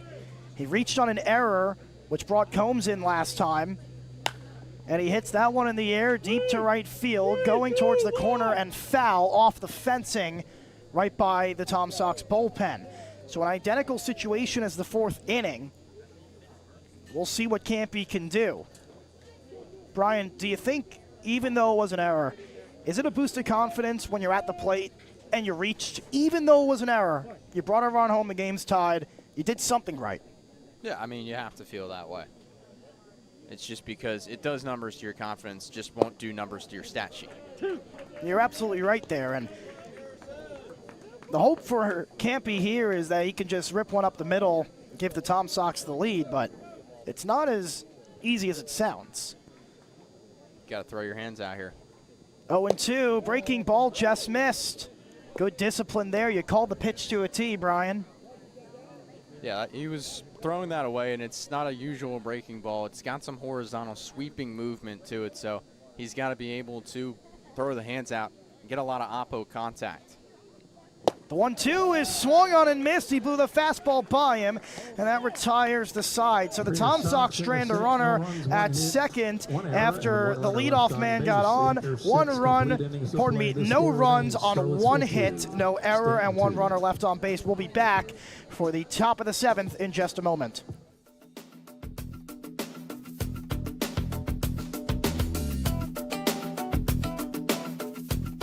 Want to support the Tom Sox? We offer many tiers of sponsorships with numerous benefits. Head to tomsox.org/sponsors to learn more about how you can become a valued partner today. Become a host family today. Host families provide players with a home away from home while building connections that go beyond baseball. Discover the lasting impact that host families have on the team and our community at tomsox.org/host-families. Contribute to Charlottesville Community Baseball today. As a 501c3 nonprofit organization, your support helps the Charlottesville Tom Sox create unforgettable memories and develop baseball's future stars right here in Central Virginia. Visit tomsox.org/donate to see how your gift makes a difference. Don't miss a single moment of Tom Sox baseball. Check out tomsox.org/schedule to see when the team is back in action. A 7th inning of work for Evan Allwine, but some news on the statistical side. An attendance of 378. Brian, where does that rank amongst this season? Leading off for the highest. First baseman number 33. And in fact, it's the most since Game 2 of the VBL Championship Series against the Strasburg Express, which saw 455 fans come to the show. Keegan Hazler leading things off in a 2-2 game, and Evan Allwine looking to get through his 7th inning of work. Done a tremendous job right now, bouncing back after a very rocky 3rd inning where 3 straight balls were hit in play, and then another one on top of that to bring in a run. And there were some hard-hit balls in that inning, Portney. Absolutely. That one's chopper to the right side and foul. And sometimes the hard-hit balls annoy you as a pitcher, but, I mean, everyone can attest to this. I think the most annoying ones are the bloops, and I guess it's fortunate for Allwine for his confidence. There were no bloops in that inning. Everything was just hit hard. Sometimes you just got to tip your cap to the batter. That one's hit hard and through the middle for a base hit. Lancis will pick it up and get it to the cutoff man. And that's the first base runner here in the top of the 7th. Batting for Staunton, designated hitter number 45. Yeah, once again, you just got to tip the cap to the batter. He's able to get that off the end of the bat, throw his hands out for ground ball up the middle. And once again, as you were talking about, a lot of hard contact, but they're finding the gloves, except for that one. So here is Tchaikovsky.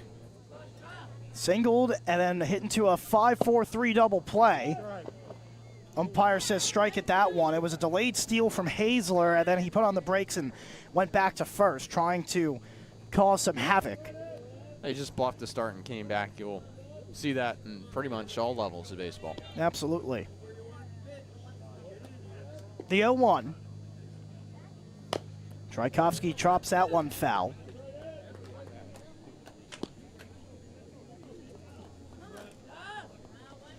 An 0-2 count to Tchaikovsky, and Allwine is battling here, trying to get through his 7th inning of work if it ends up being that way. The 0-2, chop to the left side and foul. Nolan Bethel getting warm in the Tom Sox bullpen. What are your thoughts on that, Brian, with a loaded bullpen today? Yeah, I mean, we'll see how far Evan Allwine can go. You kind of want to save some arms for, well, to see if somebody's going to be an opener tomorrow, if they have to play Game 3. The 0-2 is ripped up the middle. That's another base hit. Nearly an identical spot, and this time in an 0-2 count, as Allwine just left that one over the plate, and Randy Tomlin is thinking about making a decision here. I had a quick conversation with somebody in the dugout. Right now, Cardone is going to have a conversation of his own with Allwine. We'll see what he does. He might signal over, but at the end of the day, even if he does signal over, which he did, we've seen players talk themselves out of it. He did make the signal. We'll stay here for just a moment to make sure, but if this is it for Allwine, Brian, how would you assess this night as he does hand the ball over? I mean, you got to tip the cap. Obviously, there was a lot of contact, but I think he just ran out of gas at the end of it. Again, you were talking about the hits. They were concentrated. They were concentrated in certain parts, but this is an absolute must situation where you got to get somebody you trust up there to get these 3 outs and then go from there. They trust Nolan Bethel with runners at first and second and nobody out. We'll be back for the remainder of the top of the 7th right here on the Tom Sox Broadcast Network.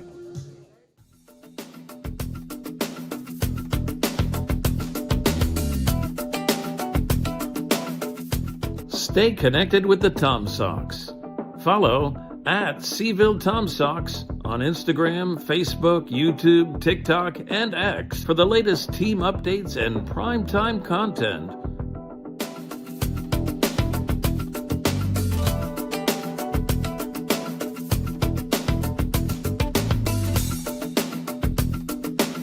Explore our redesigned website at TomSox.org for everything Tom Sox baseball and sign up for our no-cost email newsletter.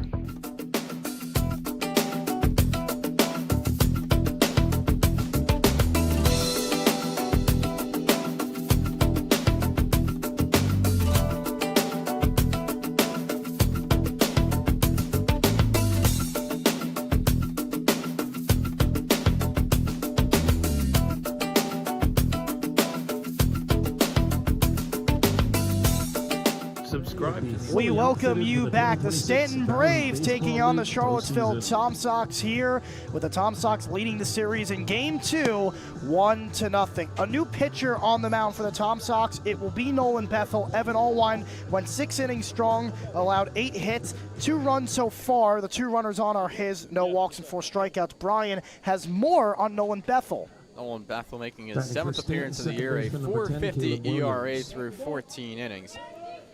14 hits, 9 strikeouts, and 9 walks. And he had 4 of those innings in his lone start of the year back against Culpeper on May 30th. Caleb Williams, who's 1 for 2 tonight, leads things off for the Staunton Braves with the new pitcher on the mound. He squares to bunt. The first pitch is popped up to the left side, picked up by Bethel. Throws to first, it gets away! 1 run will score, it goes to the bullpen. Here comes another run. Going to third is Williams, and he'll stand at third with an error charge to Bethel. Now I think they're going to ball one out of play. They're going to send the runners back, I think. And that would mean only 1 run scores for the moment. Yeah, the ball went out of play there, and it's kind of reminiscent of an earlier bunt play up the third base side. I think the pitcher, Nolan Bethel, has just got to eat that one, limit the damage. But that's obviously not what we saw. We'll see what's going on here. They're going to send him back to second. And that means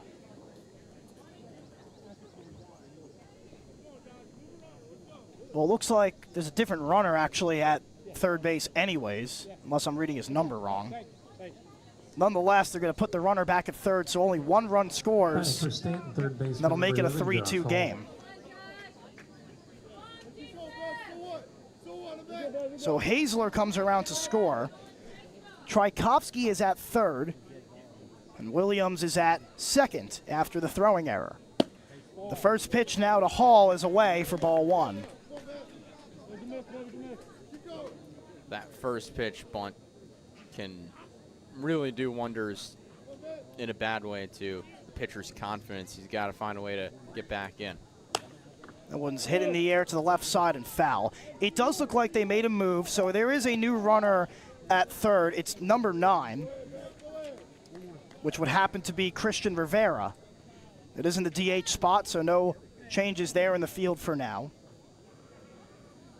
Well, if they move somebody out of that spot, they would have to drop the DH. Yes, they would. That one is hit to the left side, going back to the track, and it's off the wall. One run is in. Williams will dig around third. He'll come in to score, and it is a 5-2 game.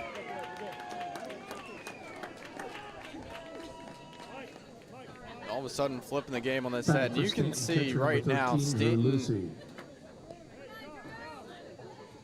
seems to want this game a whole lot, and you know they're definitely playing like they want this game.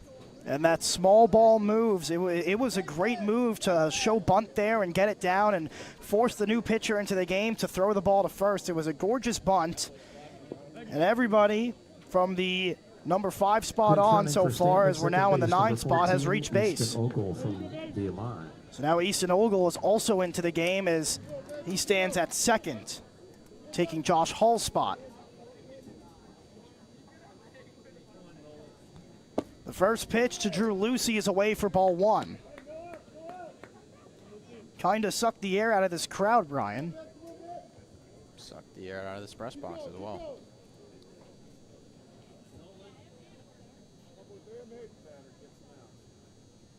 The 1-0. A swing and a miss for strike 1. It's only a 3-run game, not a 3-1 game. Although if you were to think of it as a 4-1 game, that would pretty much be the same thing. Or a 3-0 game.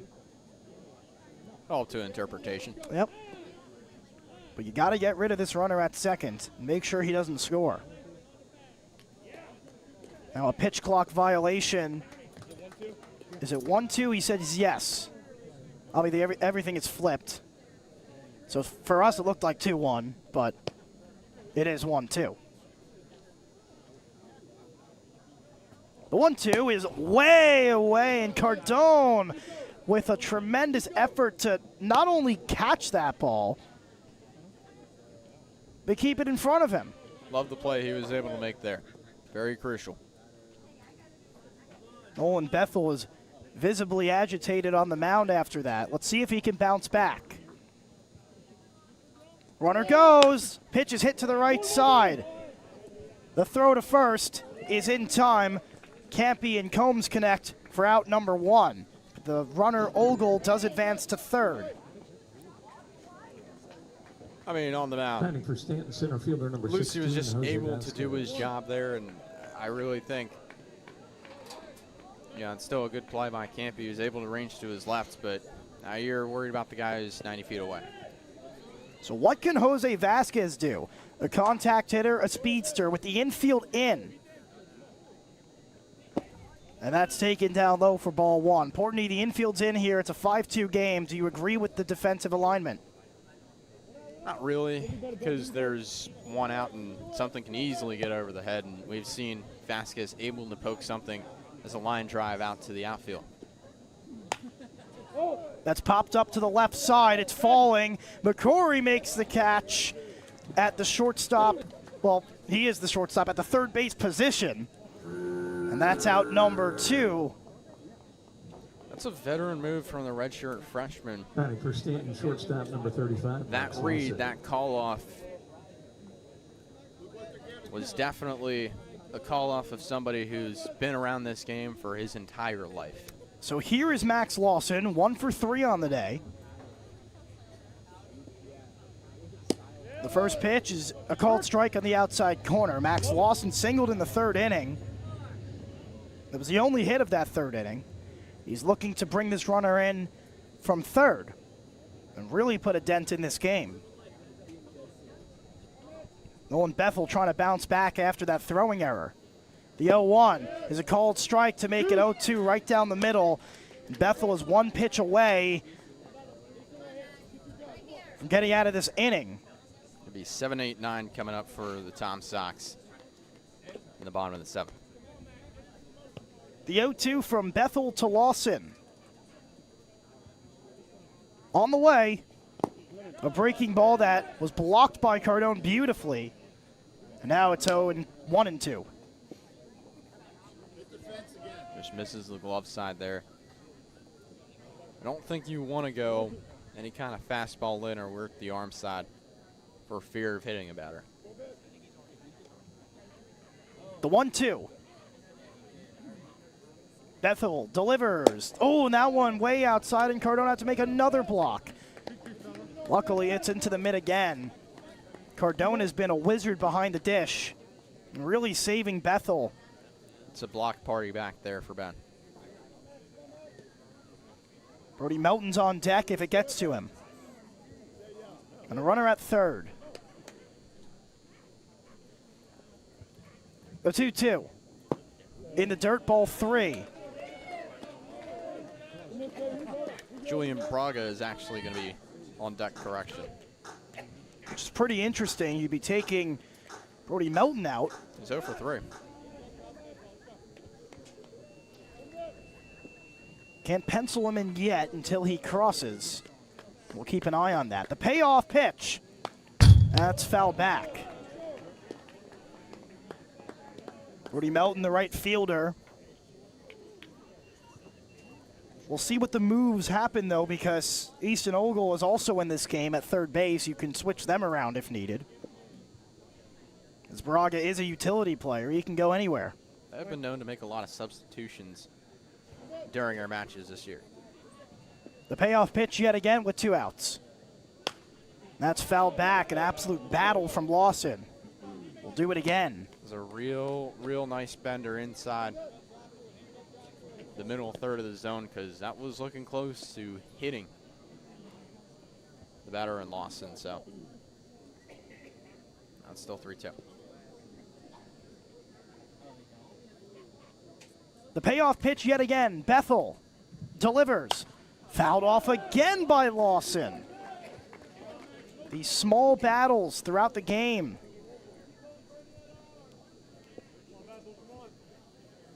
Seen a lot of foul balls. Both teams really showing that they want it.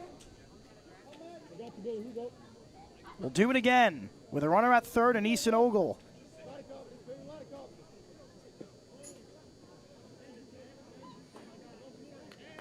The payoff pitch on the way. Fouled again. This is fantastic. Both players. Bethel able to make sure it's close, and Lawson to foul everything off. 9 pitches in this at-bat.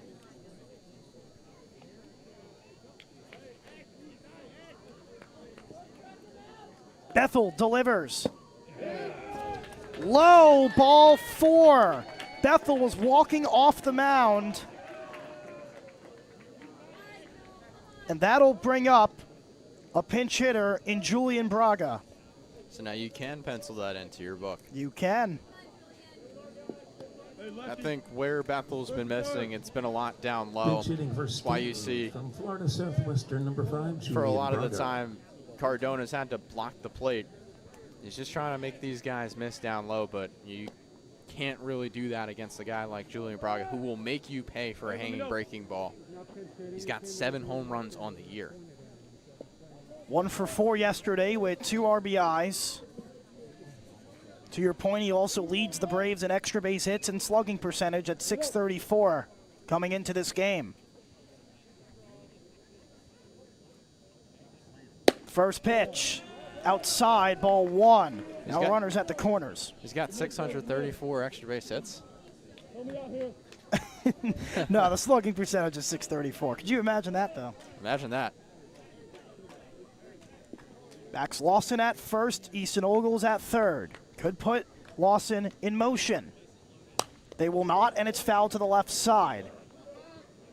Interesting position, because you want defensive indifference, but it doesn't matter as much when you got a guy like Ben Cardone who's lethal at throwing runners out. Just as much, it's 2 outs. You don't want to take the bat out of Julian Braga's hands in this situation. The 1-1. Runner does go. Chopper to the left side, foul ball. It's going to be interesting to see if they try and key on the runner at first now in Max Lawson, or if they just try and go back to the plate and beat Julian Braga. Because if I were the guy on the mound, I might have more trust in Ben Cardone throwing that runner out at second. But you want to battle and you want to fight this guy right now. Let's see what he decides to attack with. In a 1-2 count. Trying to get out of this nightmare inning.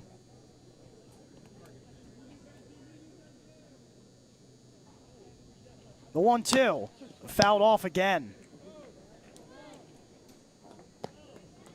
Once again, it's Lawson at first and Ogle at third. A 3-run inning for the Staunton Braves.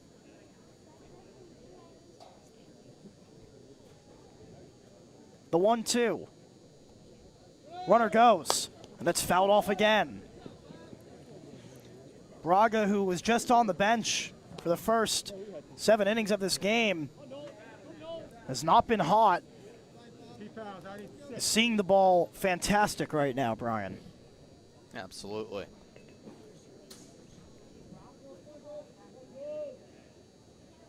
The 1-2.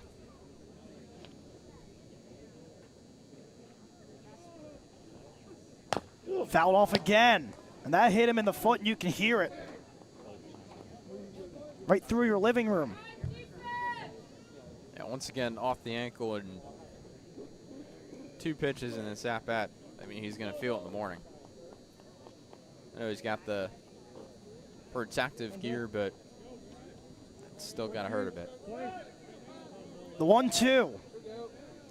From Bethel to Braga.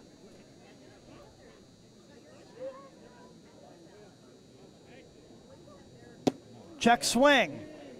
They don't appeal. That was off the zone and didn't break the plane, so I mean, that's going to be an easy call to make from the home plate umpire and Mike Mackey. First base umpire is Scott Shoemake, and the third base umpire, Rob Roop. The 2-2 with 2 outs and 2 runners on. Runner goes. Pitch is high. The throw to second. In time. A cannon from Cardone to get out of the inning.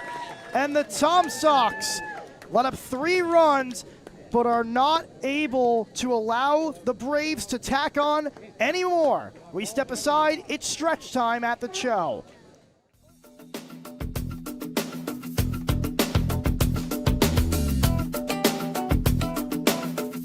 Stay connected with the Tom Sox. Follow at Seville Tom Sox on Instagram, Facebook, YouTube, TikTok, and X for the latest team updates and primetime content.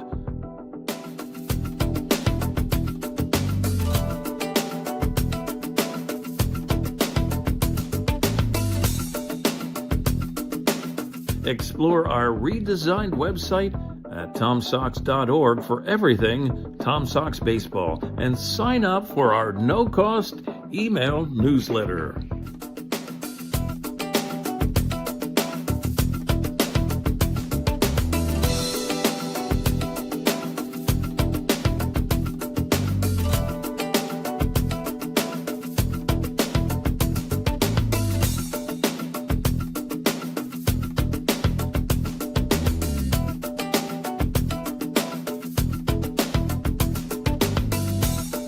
Subscribe to the official YouTube channel of your 4-time Valley Baseball League champion, Charlottesville Tom Sox. Highlight videos, game recaps, full games, in-depth interviews, and so much more on the official digital home of the Charlottesville ticket numbers. We welcome you back to Cho Airport Field for the bottom of the 7th after an unpleasant inning for the Tom Sox, or if you are a Tom Sox fan, an error and 3 runs coming across the plate to make it a 5-2 game. But as Ben Rikosh likes to say, a lot of game left, Brian. A lot of game left. We even saw that, I believe, in the after 3 or after 6 tweet yesterday when the Tom Sox were up 9-2. Bachman chops it to the left side and foul. He's 0 for 2 tonight. Bachman. Bottom of the order is 1 for 6 tonight for the Tom Sox. Gilpin is still in the game. Been able to go the distance. That one's hit in the air to left center field. Vasquez, he makes the catch in center for out number 1. Yeah, I mean, that was good play. And once again, I mean, he stays in. Gilpin has stayed in because of his sweeping motion on the breaking ball. Tom Sox just need to be able to adjust to that. And I mean, so far in this game, Tom Sox are 4 for 21. So Caleb Williams is at third now. I think I saw number 10 over there. I might be wrong, though. Easton Ogle at second. And that would mean Easton Ogle's at second.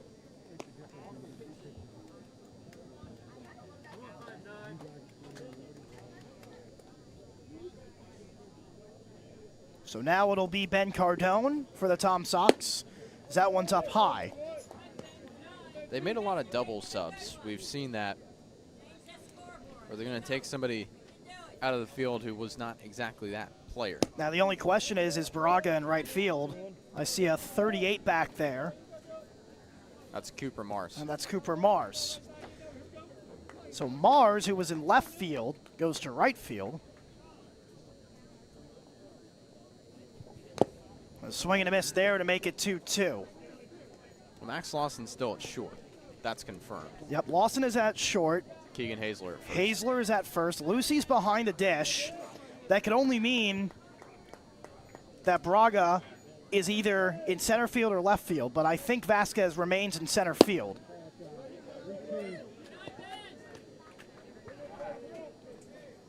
I believe that to be the case. So it is a full count to Cardone as we get everything sorted up here.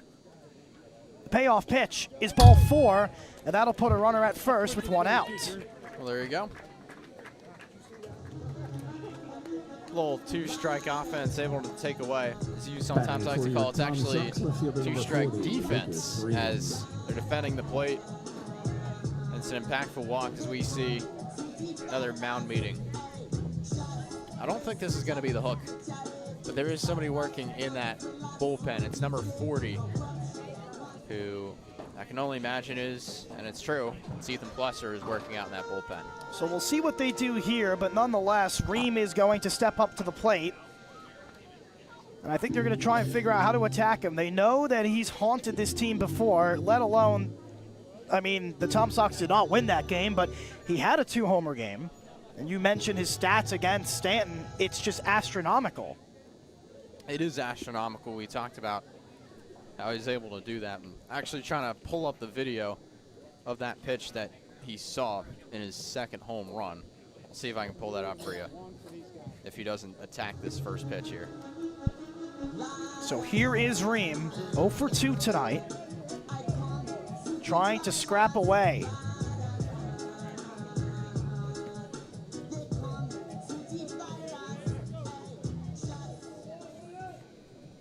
I think you just got something middle on that pitch. What you have to do is just not have anything over the heart of the plate tailor-made. You might be able to have some success if you work the outside here. Little sweeper motion. The first pitch from Gilpin to Ream is up and in. Nearly hit him. That was Lorenzo Atwell, who had his second homer of the game, who allowed the second home run of the game. And that was, it looked like a fastball middle. The 1-0. Runner goes, the throw to second. It's on a dime, and it's in time. Cardone caught stealing for the second out. Cardone at a point in the season led all Valley League catchers in stolen bases, but you got to know the situation there. You want to hold back. You shouldn't run there. So now it's 2-0 with Ream at the plate. That one way wide, and now it's 3-0. He's just missing all 3 times. He doesn't want to have to back that up, come through the middle of third. And he knows it, but he's still going a couple of fastballs here. The 3-0 is high for ball 4. And that might be the end of the night for Gilpin, and it will be. So Lassie goes to the mound. And he'll make a pitching change. Call to the bullpen, brought to you by Midge Motors. We'll be back in just a moment.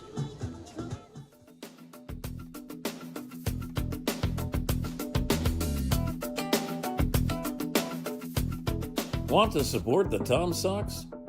We offer many tiers of sponsorships with numerous benefits.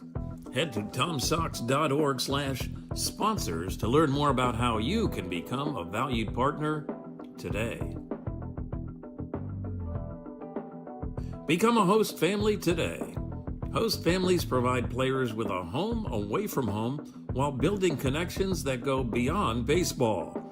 Discover the lasting impact that host families have on the team and our community at tomsox.org/host-families. Contribute to Charlottesville Community Baseball today. As a 501c3 nonprofit organization, your support helps the Charlottesville Tom Sox create unforgettable memories and develop baseball's future stars right here in Central Virginia. Visit tomsox.org/donate to see how your gift makes a difference. Don't miss a single moment of Tom Sox baseball. Check out tomsox.org/schedule to see when the team is back in action.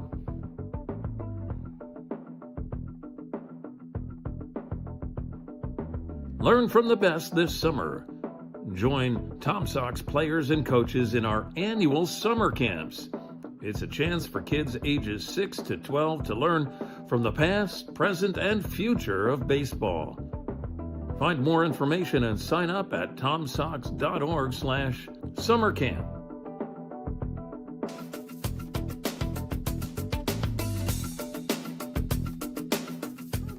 Call to the bullpen for the Staunton Braves. Nicholas Gilpin's night is done in 6 2/3 innings pitched. He allowed 4 hits, 2 runs, one of them earned so far as the runner is charged to him at first. 4 walks and 4 strikeouts. A new pitcher in the game. Brian has more. It's Ethan Plesser coming in at a .321 earned run average. He will be making his 13th appearance. He's at 14 innings pitched, 9 hits on 14 strikeouts and 10 walks. So it's obviously a good arm to go to. Opponents bat 180 against him.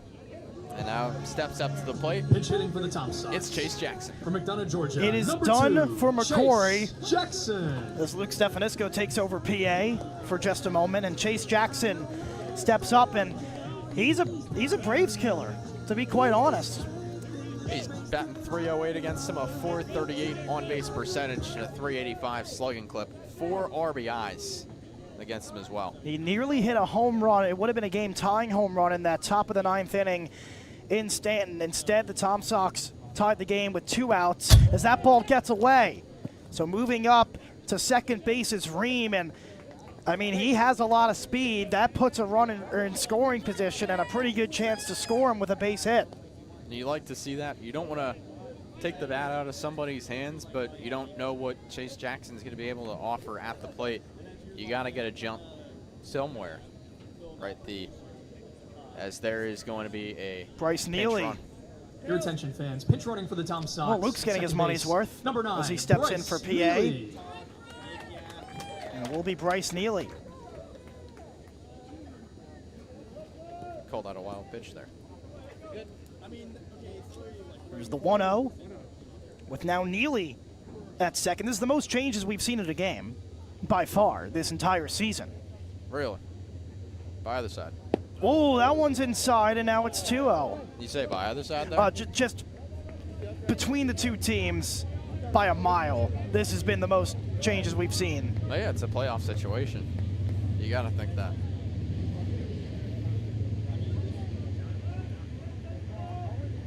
The 2-0 from Plesser to Jackson. And a called strike at the top of the zone. It's a Now good it's call 2-1. That's a good call there.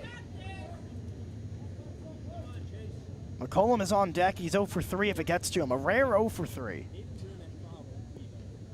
Some would say it's only time.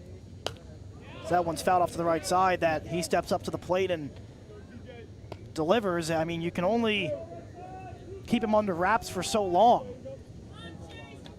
Such a skillful hitter. Absolutely.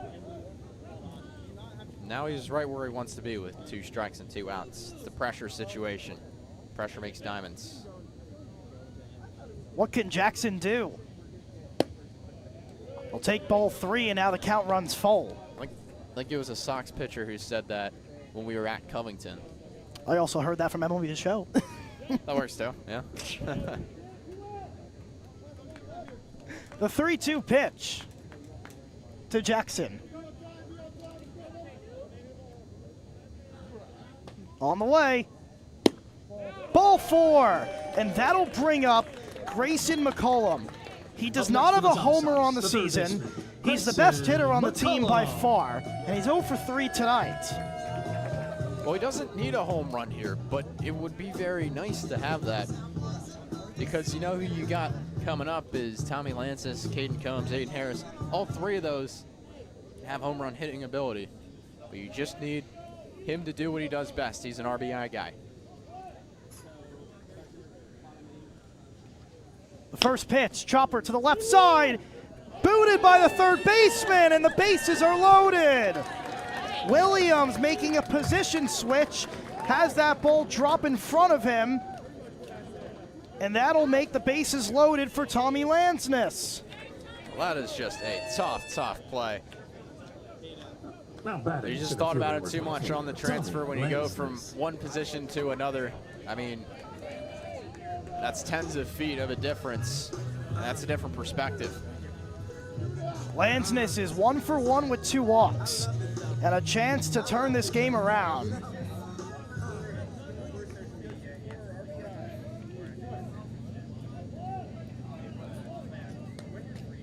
In game 2 of the South Division semifinal, Lansness takes inside ball 1. That was close to being the series' first hit by pitch. Neither team had one yesterday. A lot of pressure on Lansness. In a spot to deliver. The 1-0.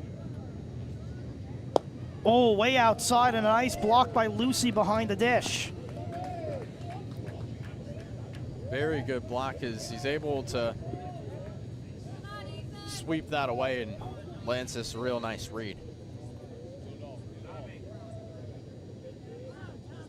The 2-0, the hitter's count for Tommy Lansness.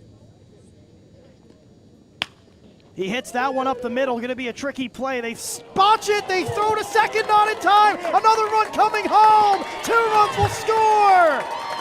Unbelievable, a routine play. You switch around so many players, Brian, and look what happens.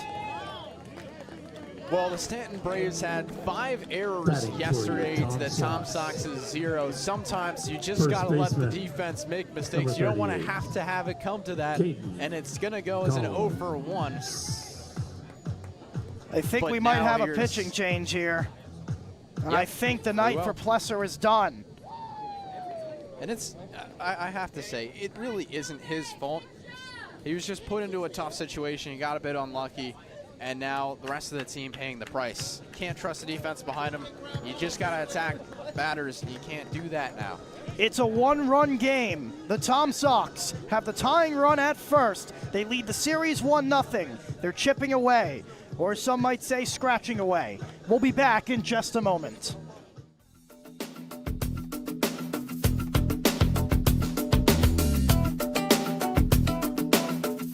Stay connected with the Tom Sox.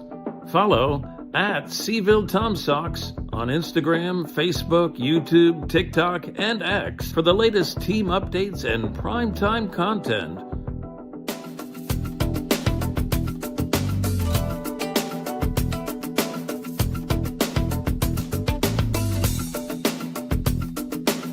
Explore our redesigned website at TomSox.org for everything Tom Sox baseball, and sign up for our no-cost email newsletter.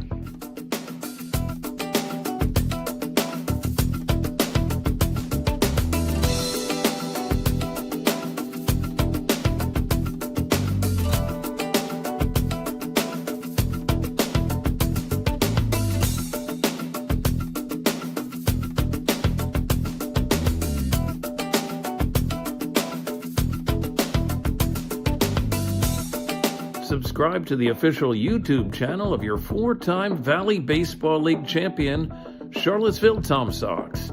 Highlight videos, game recaps. It's a call to the bullpen after a botched play by Ogle at second base, and Lorenzo Atwell is in the game, and Brian Portney has more.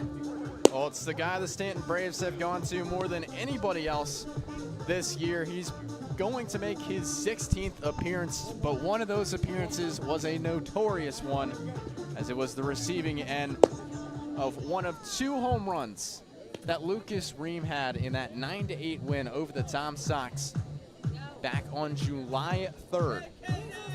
The tying run is at second in Grayson McCollum, with the go-ahead run at first in Tommy Lansness. It doesn't matter how many runs were earned in this game. It doesn't matter how you score the runs. It's a 5-4 game, and you got to make do with what you have. And Caden Combs is at the dish, a power hitter. We'll see what he can do. A called strike on the first pitch. He's 2 for 3 today with a single and a double. If he's looking for the cycle, he's halfway there. He's halfway there.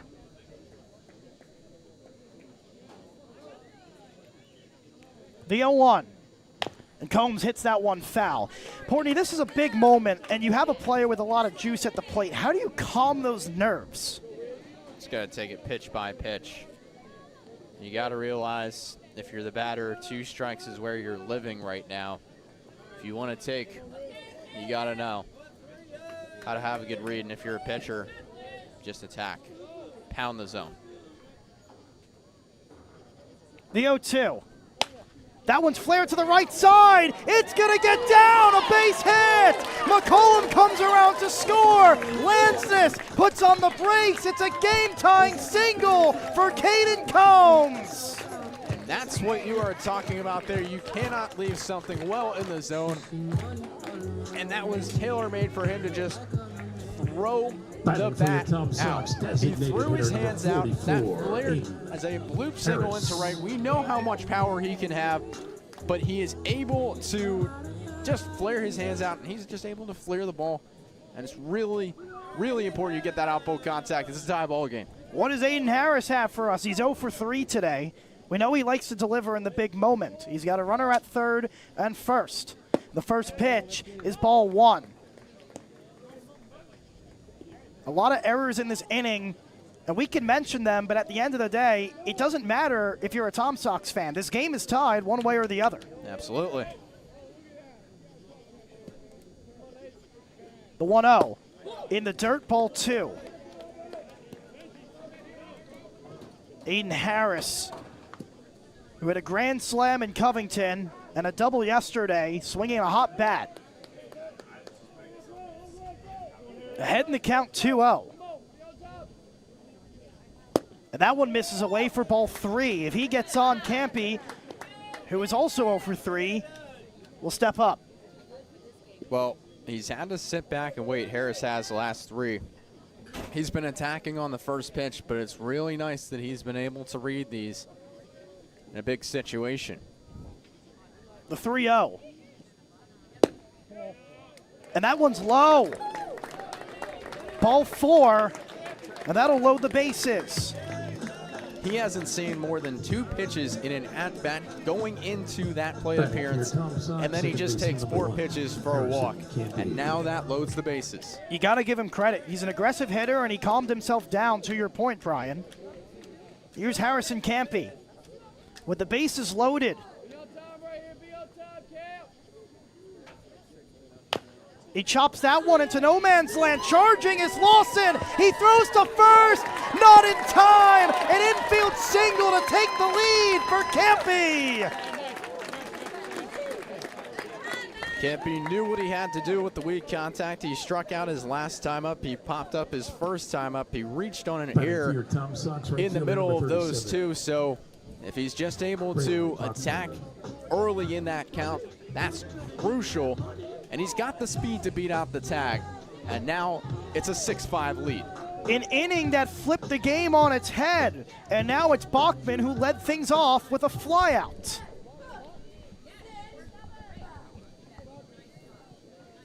Atwell delivers to Bachman. Oh, he nearly hit him. Bachman says it did hit him. Umpire didn't make a move, and they're going to award him first base. It's the first hit by pitch of the series. And that's going to be it for Atwell. So the Tom Sox lead at 7-5. A call to the bullpen. Once again, brought to you by Midge Motors. We'll step aside.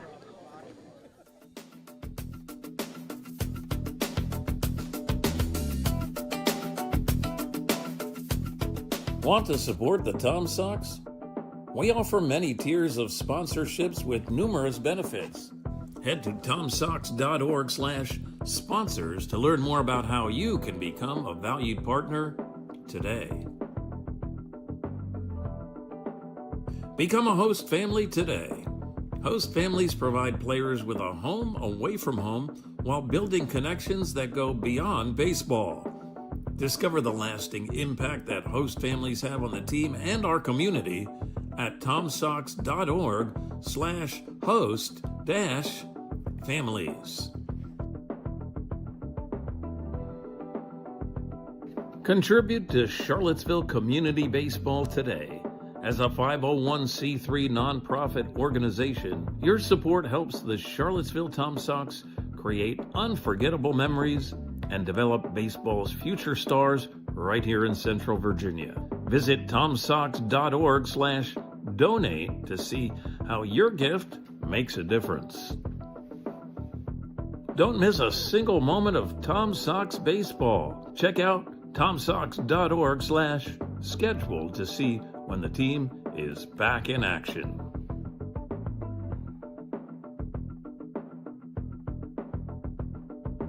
Learn from the best this summer. Join Tom Sox players and coaches in our annual summer camps. It's a chance for kids ages 6 to 12 to learn from the past, present, and future of baseball.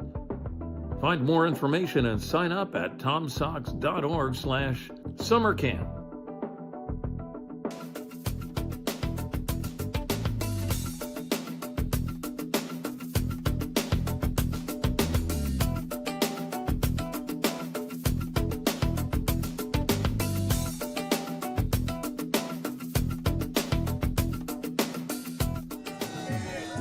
It will be a new pitcher on the mound in Nick Romer and Ben Cardone at the plate. Important inning that flipped on its head. How do you recover? Well, you're a new pitcher. You got 2 outs. You just got to realize there's 2 outs on the board and attack. Cardone is not a huge value hitter. He's been batting below the Mendoza line. The bases are loaded, and the first pitch is a strike. There you go, right away. An interesting side angle slot for Romer here. Not something that anyone's really used to seeing, but if there's anyone that's used to it, it's Cardone. He's a catcher. He's probably faced a plethora of arms. The 0-1. Breaking ball, hit in the air, deep left center field. Braga gets under it. He makes the catch for out number 3. But the Tom Sox flip this game around. They lead at 7-5. For the Tom Sox.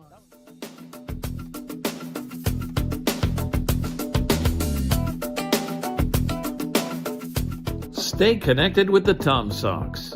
Follow at Seville Tom Sox on Instagram, Facebook, YouTube, TikTok, and X for the latest team updates and primetime content.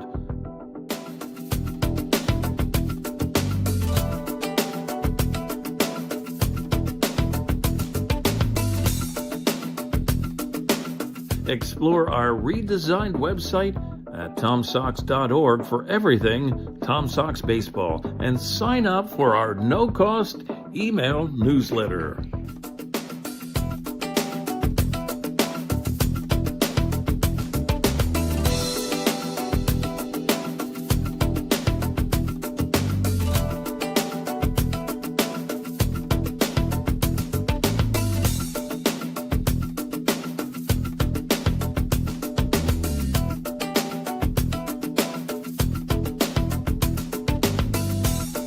Subscribe to the official YouTube channel of your 4-time Valley Baseball League champion, Charlottesville Tom Sox. Highlight videos, game recaps, full games, in-depth interviews, and so much more on the official digital home of the Charlottesville Tom Sox.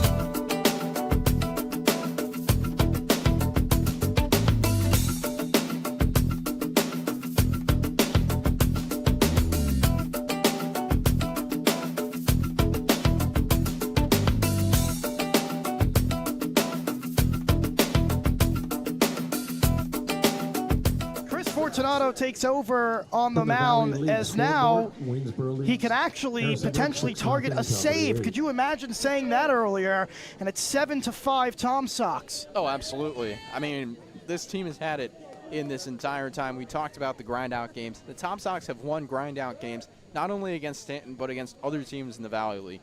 They've been capable. Julian Braga, who entered in the 7th inning, is going to lead things off. As the first pitch is high, he was mid at bat when Max Lawson was caught stealing. In an inning that could have blown up even more in the Sox face, they limit the damage. Well, it's big that Fortunato's in. A 1.64 ERA through 11 innings. He's making his 6th appearance. And Cardone wants to make sure they're on the same page, and they'll chat, which means we'll chat a little bit more. Well, 29 homers for the Braves this season. It's not a hitter-friendly park. Does it worry you, though, if you're a Sox fan, that they might be due for a long ball at some point this game? Well, yeah, but if you want to let it up, just let it up here to your best batter in a solo situation.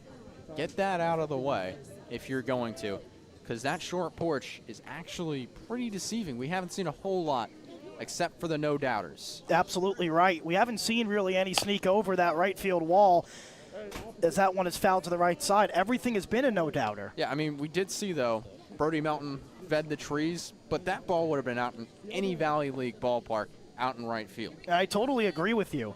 Even the ones we saw from Woodstock as well. Here's the 1-1 to Braga.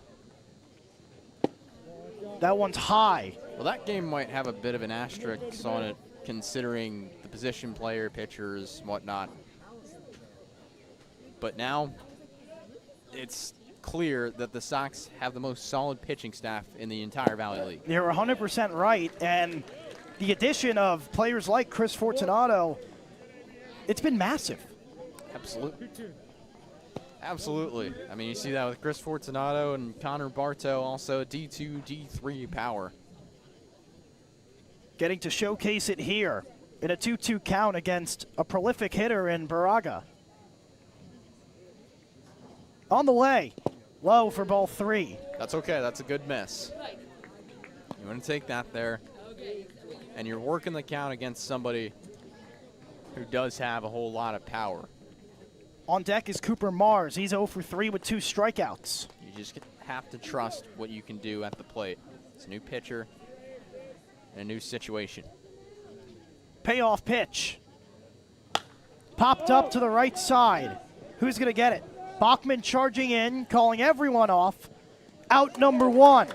That was a loud out. And as soon as it saw the launch angle, a little bit more relief on that one. And you take away the bat of the best batter, and now it's 1 out and somebody who's 0 for today. As you mentioned, 0 for, but also with 2 strikeouts. As that one is just inside for ball 1. He's facing another arm. He's faced 3 arms tonight. Actually, might be wrong with that. I think he only faced 2. Nonetheless, it's a new arm on the mound right now. And it's a 1-1 count. Well, Fortunato on the season, opponents bat just 105 against him going into this game. That one misses wide. No consequence there. Absolutely right, and that's a very good point. Bachman has done a tremendous job behind the dish today. Me or you certainly couldn't match that, but I mean, how many runs, if you can, I guess, guesstimate, do you think he's saved, especially in that inning with Bethel? Probably 3. The 2-1. Breaking ball, called strike, top of the zone. Floated in there beautifully by Fortunato. I think that's Mars' confidence that was taking him away from wanting to swing there. He's been swinging and missing on a lot of stuff. A swinging strikeout his last time up. The 2-2. On the way to Mars. Outside ball 3. You don't want to start getting runners on. I mean, if Mars is going to beat you, just pitch to him and tip your cap at the end of the day, right, Port? Right. 3-2. That one's low for ball 4, and there's the first walk of the inning for Fortunato. Well, it was a good frame nonetheless by Cardone, but it was just a Batting bit for too Staunton, low. First baseman number 33, Keegan Hessler. But I think Keegan Hazler, he's 2 for 3 today. He can make him pay if he tries to offer that breaking ball over the middle. He's got 1 home run on the season, which means that he's capable of doing it. He represents the tying run in a 7-5 game and a runner at first in Mars. The first pitch is a called strike. Well, I'd actually have to say that, you know, I've been looking at home run numbers all my life watching baseball. It really doesn't matter in a playoff situation because the most unlikely guy could have the most unlikely swing as there's to throw back to first. And he sends it over the moon. Rajay Davis, ring a bell. There you go. You see that in all levels of baseball. The 0-1. Hit in the air to center field. Lansness going back, camps under it. He makes the catch. Quick, smooth, easy. Out number 2. The hard contact is, I think, inducing a little bit of the stress into the Sox fans, but it's just enough where Fortunato is able to trust the defense behind him. It's not punishing, but it is a sign that they can catch up and they can catch barrel, which is going to be interesting now with another guy who's 2 for 3. Check that. It is the substitution of Christian Rivera. And that's what makes this so interesting, Brian. He really has not faced an at-bat tonight. He's played in the field. So he's cold right now.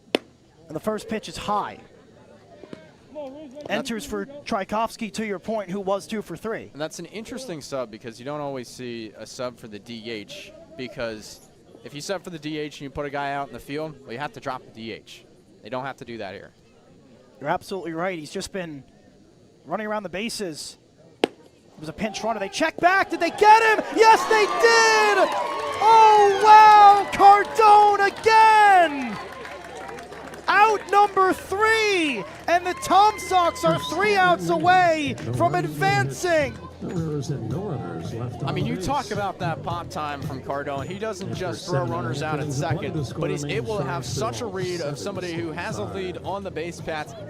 He guides it back to first. You don't see the back pick that often getting guys, but he was just trailing a little bit off the base paths and Cooper Mars. And Cardone makes him pay. The tying run, no more. It's all moot now. Tom Sox coming to bat. Bottom of the 8th. Next, right here on Tom Sox TV.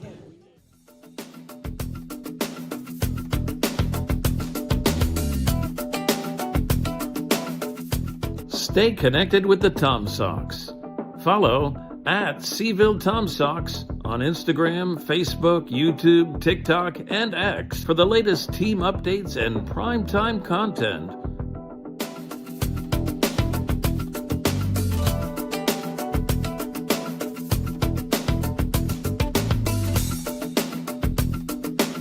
Explore our redesigned website at TomSox.org for everything Tom Sox baseball, and sign up for our no-cost email newsletter.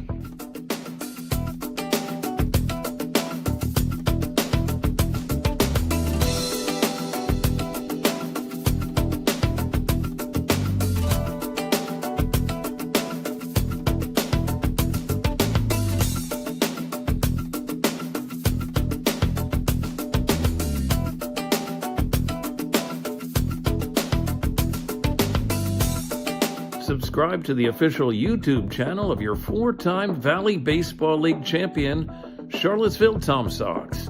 Highlight videos, game recaps, full games, in-depth interviews, and so much more on the official digital home of the Charlottesville Tom Sox.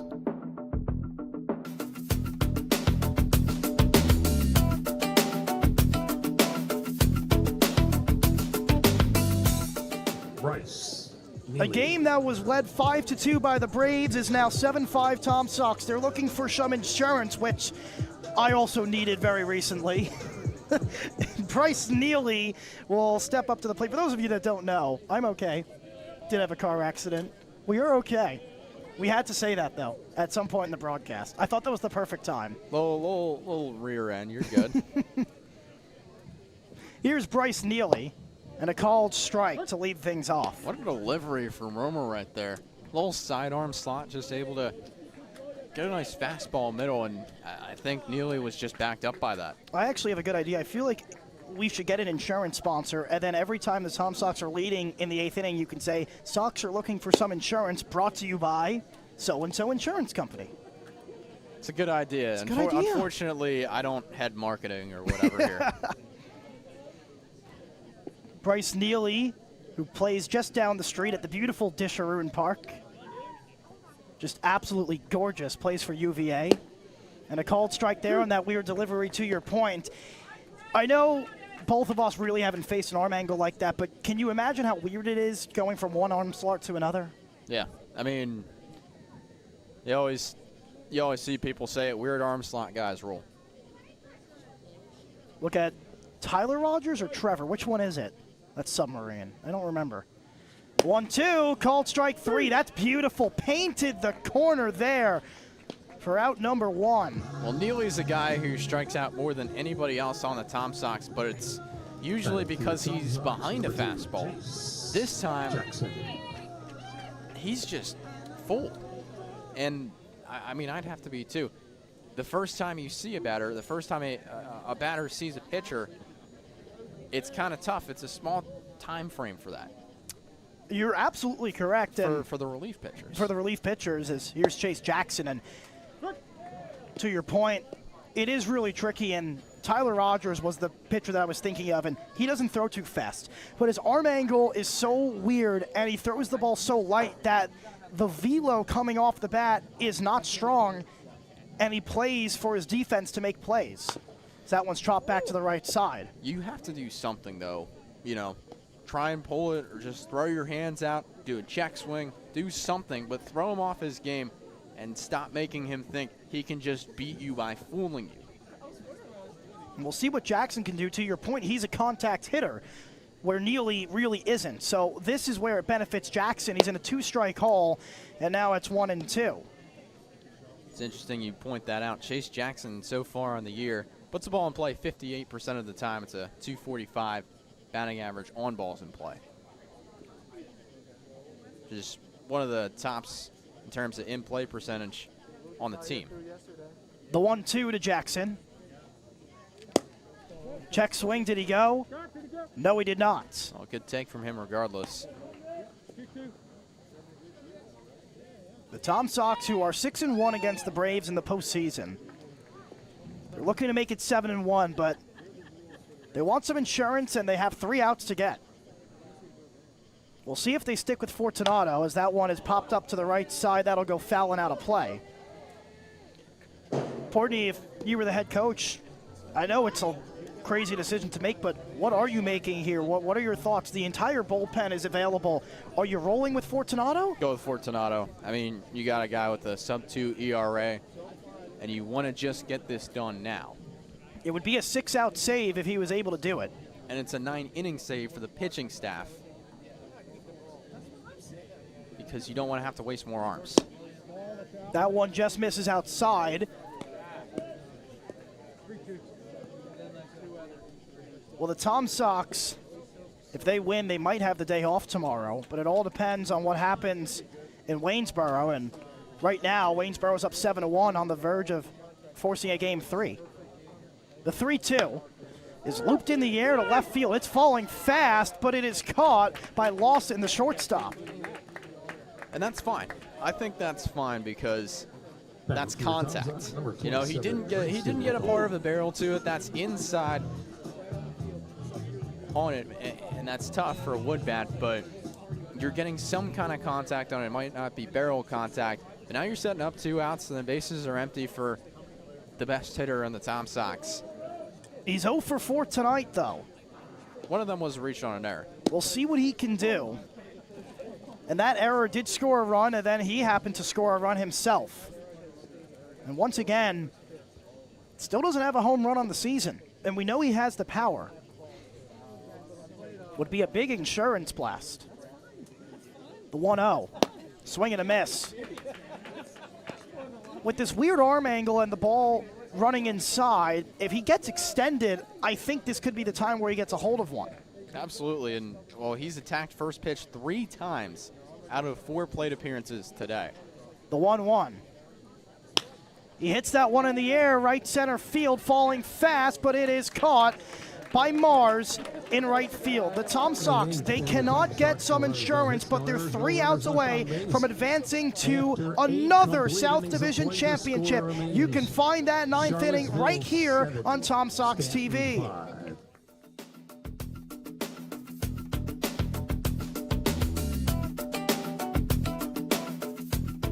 Want to support the Tom Sox? We offer many tiers of sponsorships with numerous benefits. Head to tomsox.org/sponsors to learn more about how you can become a valued partner today. Become a host family today. Host families provide players with a home away from home while building connections that go beyond baseball. Discover the lasting impact that host families have on the team and our community at tomsox.org/host-families. Contribute to Charlottesville Community Baseball today. As a 501c3 nonprofit organization, your support helps the Charlottesville Tom Sox create unforgettable memories and develop baseball's future stars right here in Central Virginia. Visit tomsox.org/donate to see how your gift makes a difference. Don't miss a single moment of Tom Sox baseball. Check out tomsox.org/schedule to see when the team is back in action.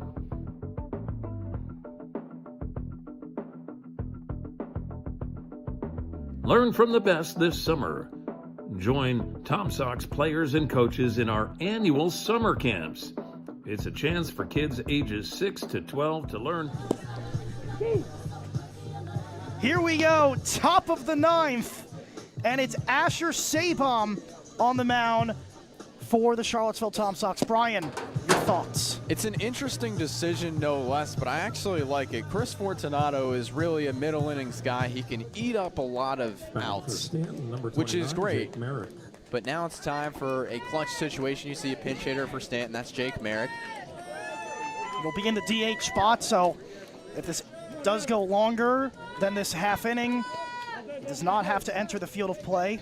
He's been in this situation a whole lot of times. His 13th appearance of the year. First pitch chopped to the left side. Going to be a tough play for Jackson. He throws it over. Well, it's going to be a tough play regardless. The good news is that throw is into second, and he's safe. That was a lot closer than we thought. The good news is that run doesn't mean much. It's the run at the plate that does. So advancing the extra 90 feet and taking a gamble on that throw isn't the end of the world. Almost had him, but that was a really, really tough one. They're going to call it an E6.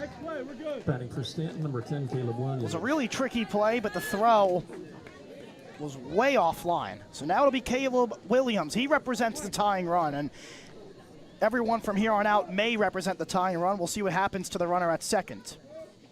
First pitch nearly hit him. And I think this is time for Will Pearson to come on out and have a chat with Sabom, and he will. That's important. That almost clipped him on the head. Something interesting to note, before the game we never really got to talking about it, but coming into this game, Caleb Williams is batting 118 against the Tom Sox. So he hasn't really had a whole lot of success in that respect, but all of that could change with one swing. You're absolutely right, and I think it's important to note the history of these two teams in the top of the ninth at this ballpark, because if you don't think about history, you could be doomed to repeat it. And, well, these two teams had a clash, and the Tom Sox took the lead. They were up by 1 run, and if I'm not mistaken, it was Jose Vasquez that represented the tying run. He got on at an infield single, and he came around to score, and then the Tom Sox ended up losing. 3 more runs were added on to that. They lost 9-8. That was the Ream 2-homer game that me and you had. Yeah, I believe you were right on that one. Going back to the book and just confirming what you're saying. But yeah, no, that was a 3-run ninth, at least. Might have been more. 4. Yep, so there it is. The 1-0 popped up to the right side and foul. So they tied the game, and then they added on 3 more. Then Ream hit the 2-run homer in the bottom, but it was all moot. It didn't make a difference. It only made it 9-8.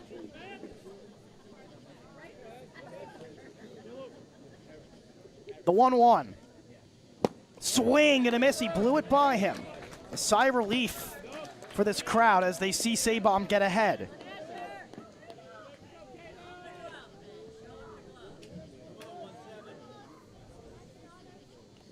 The 1-2. Breaking ball in the dirt, blocked beautifully by Cardone.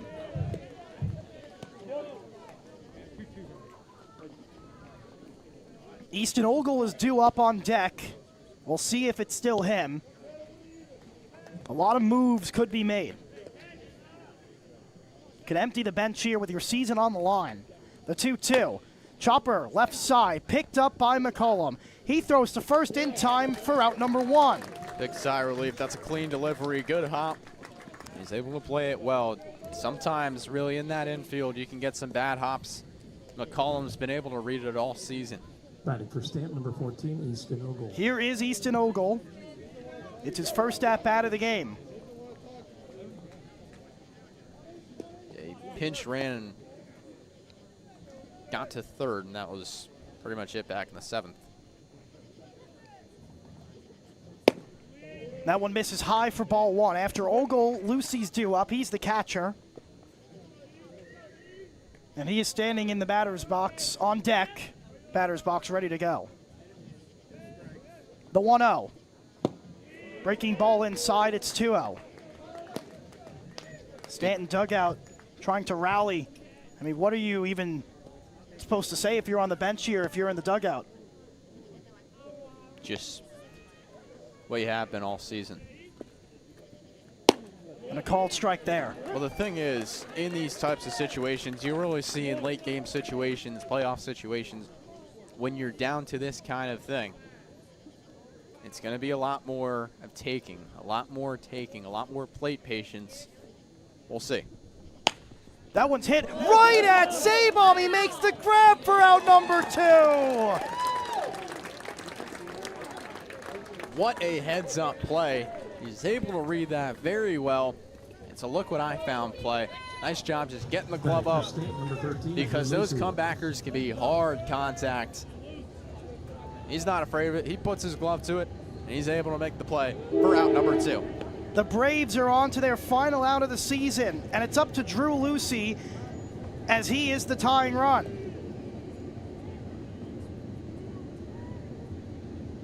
And a called ball on the first pitch.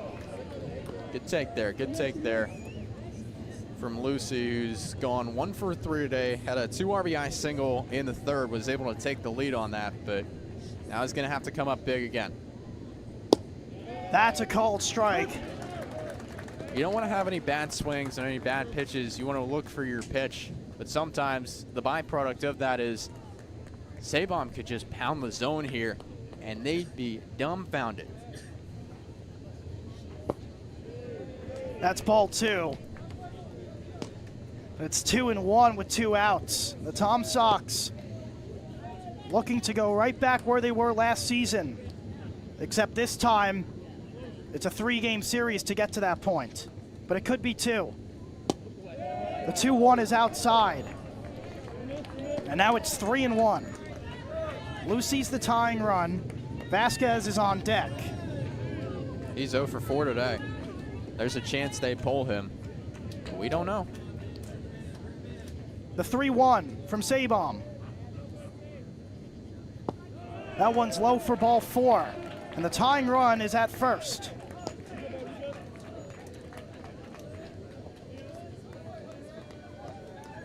It's up to Jose Vasquez.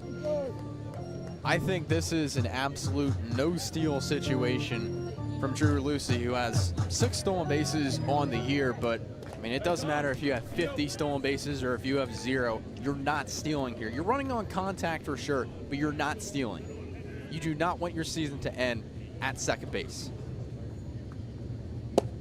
A called strike, and ahead in the count is Sabom. 1 pitch at a time. You love that from Vasquez, who's been 0 for 4 with a strikeout today. The 0-1, fouled back, and now the Braves are down to their final strike. Sabom looking for the save, with runners at first and third and 2 outs in the top of the 9th.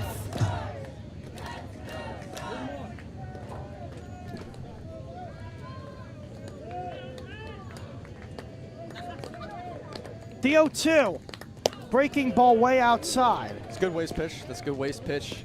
Kind of keeps you honest. And you want to have that because now it's balancing out the extremes. Maybe he goes back inside here. Maybe he goes fastball up. We'll see. It's all up to him. The 1-2. Fouled back, will do it again. Great protect by Jose Vasquez. Maybe the protect that saves the season. They still got Max Lawson, who's on deck. 0 for 4 tonight is Vasquez. The 1-2. Outside, and it hits off the glove. A runner coming home, and the tying run is at second base. The rare error from Ben Cardone. He's been so good after a 4 pass ball performance to start the season at Waynesboro. The tying run is 180 feet away, and it just gives this Staunton team a new sign of life. A 7-6 game. The 2-2 with the tying run at second. 2-2, hit in the air, center field. It's caught! The Tom Sox sweep their way to the South Division Championship. With this victory, your Tom Sox will compete in the second round of the Valley Baseball League. This is a Tom Sox team that we have said every single time will grind out these games. They've had so many grind out games against the Staunton Braves, so many games that have defined the season for the Tom Sox. It came up to this point once more. They hit a little bit of adversity down the road. They had a 3-run 7th. And they answered back. Punch met counterpunch, a 5-run frame. It's been crooked frame after crooked frame for this Tom Sox team. And we've been talking about this team. They have wanted to win so badly. And you see it play out, such a progression from the start of the season, from 0-7 to the VBL South Division Championship Series. Waynesboro, as an update, they're up 8-1, and that means if this game is over, which it is not at the moment, it is over officially.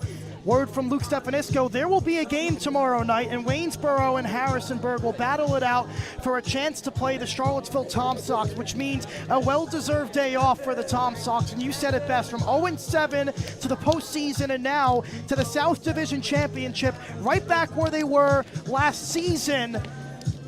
But at the end of the day, we also have to give a tip of the cap to these Staunton Braves. Not only are they such a class act, but they battled.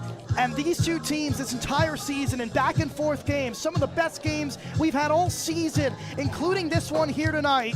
A tip of the cap to the Braves and a tremendous season. Without a doubt, this has been the best head-to-head series that I have watched out of any team. And it's the least lopsided a 6-2 series lead could be. by either side. I really liked it, and especially shout out to head coach of Staunton Braves, George Lassie, a total class act, a great coach, and an even better man, a great person. And we wish him well and his team, as it was a great season for the Staunton Braves, but now the Tom Sox move on. You couldn't have said it better. He's a tremendous person, and we appreciate all the hard work you do, George Lassie. And at the end of the day, we can now take a look at the playoff bracket as, well, we don't really have live graphics, so that Charlottesville 1 is now 2. But what we can tell you is that Harrisonburg and Waynesboro are now tied at 1, and Purcellville is up 11-6 on Strasburg in the bottom of the 7th. That game not over yet, but right now the only 2 teams to advance are Winchester via a bye and the Charlottesville Tom Sox. It's been total grit from this Tom Sox team, and honestly, we can't wait to see how the rest of the journey goes. Thank you so much for tuning in. The Charlottesville Tom Sox have advanced to yet another South Division championship. For everybody in this booth, for Ben Rikosh, Luke Stefanisco, my amazing color guy and play-by-play guy, Brian Portney, I am Matt Becker. Good night, Charlottesville. You are going back to the South Division championship.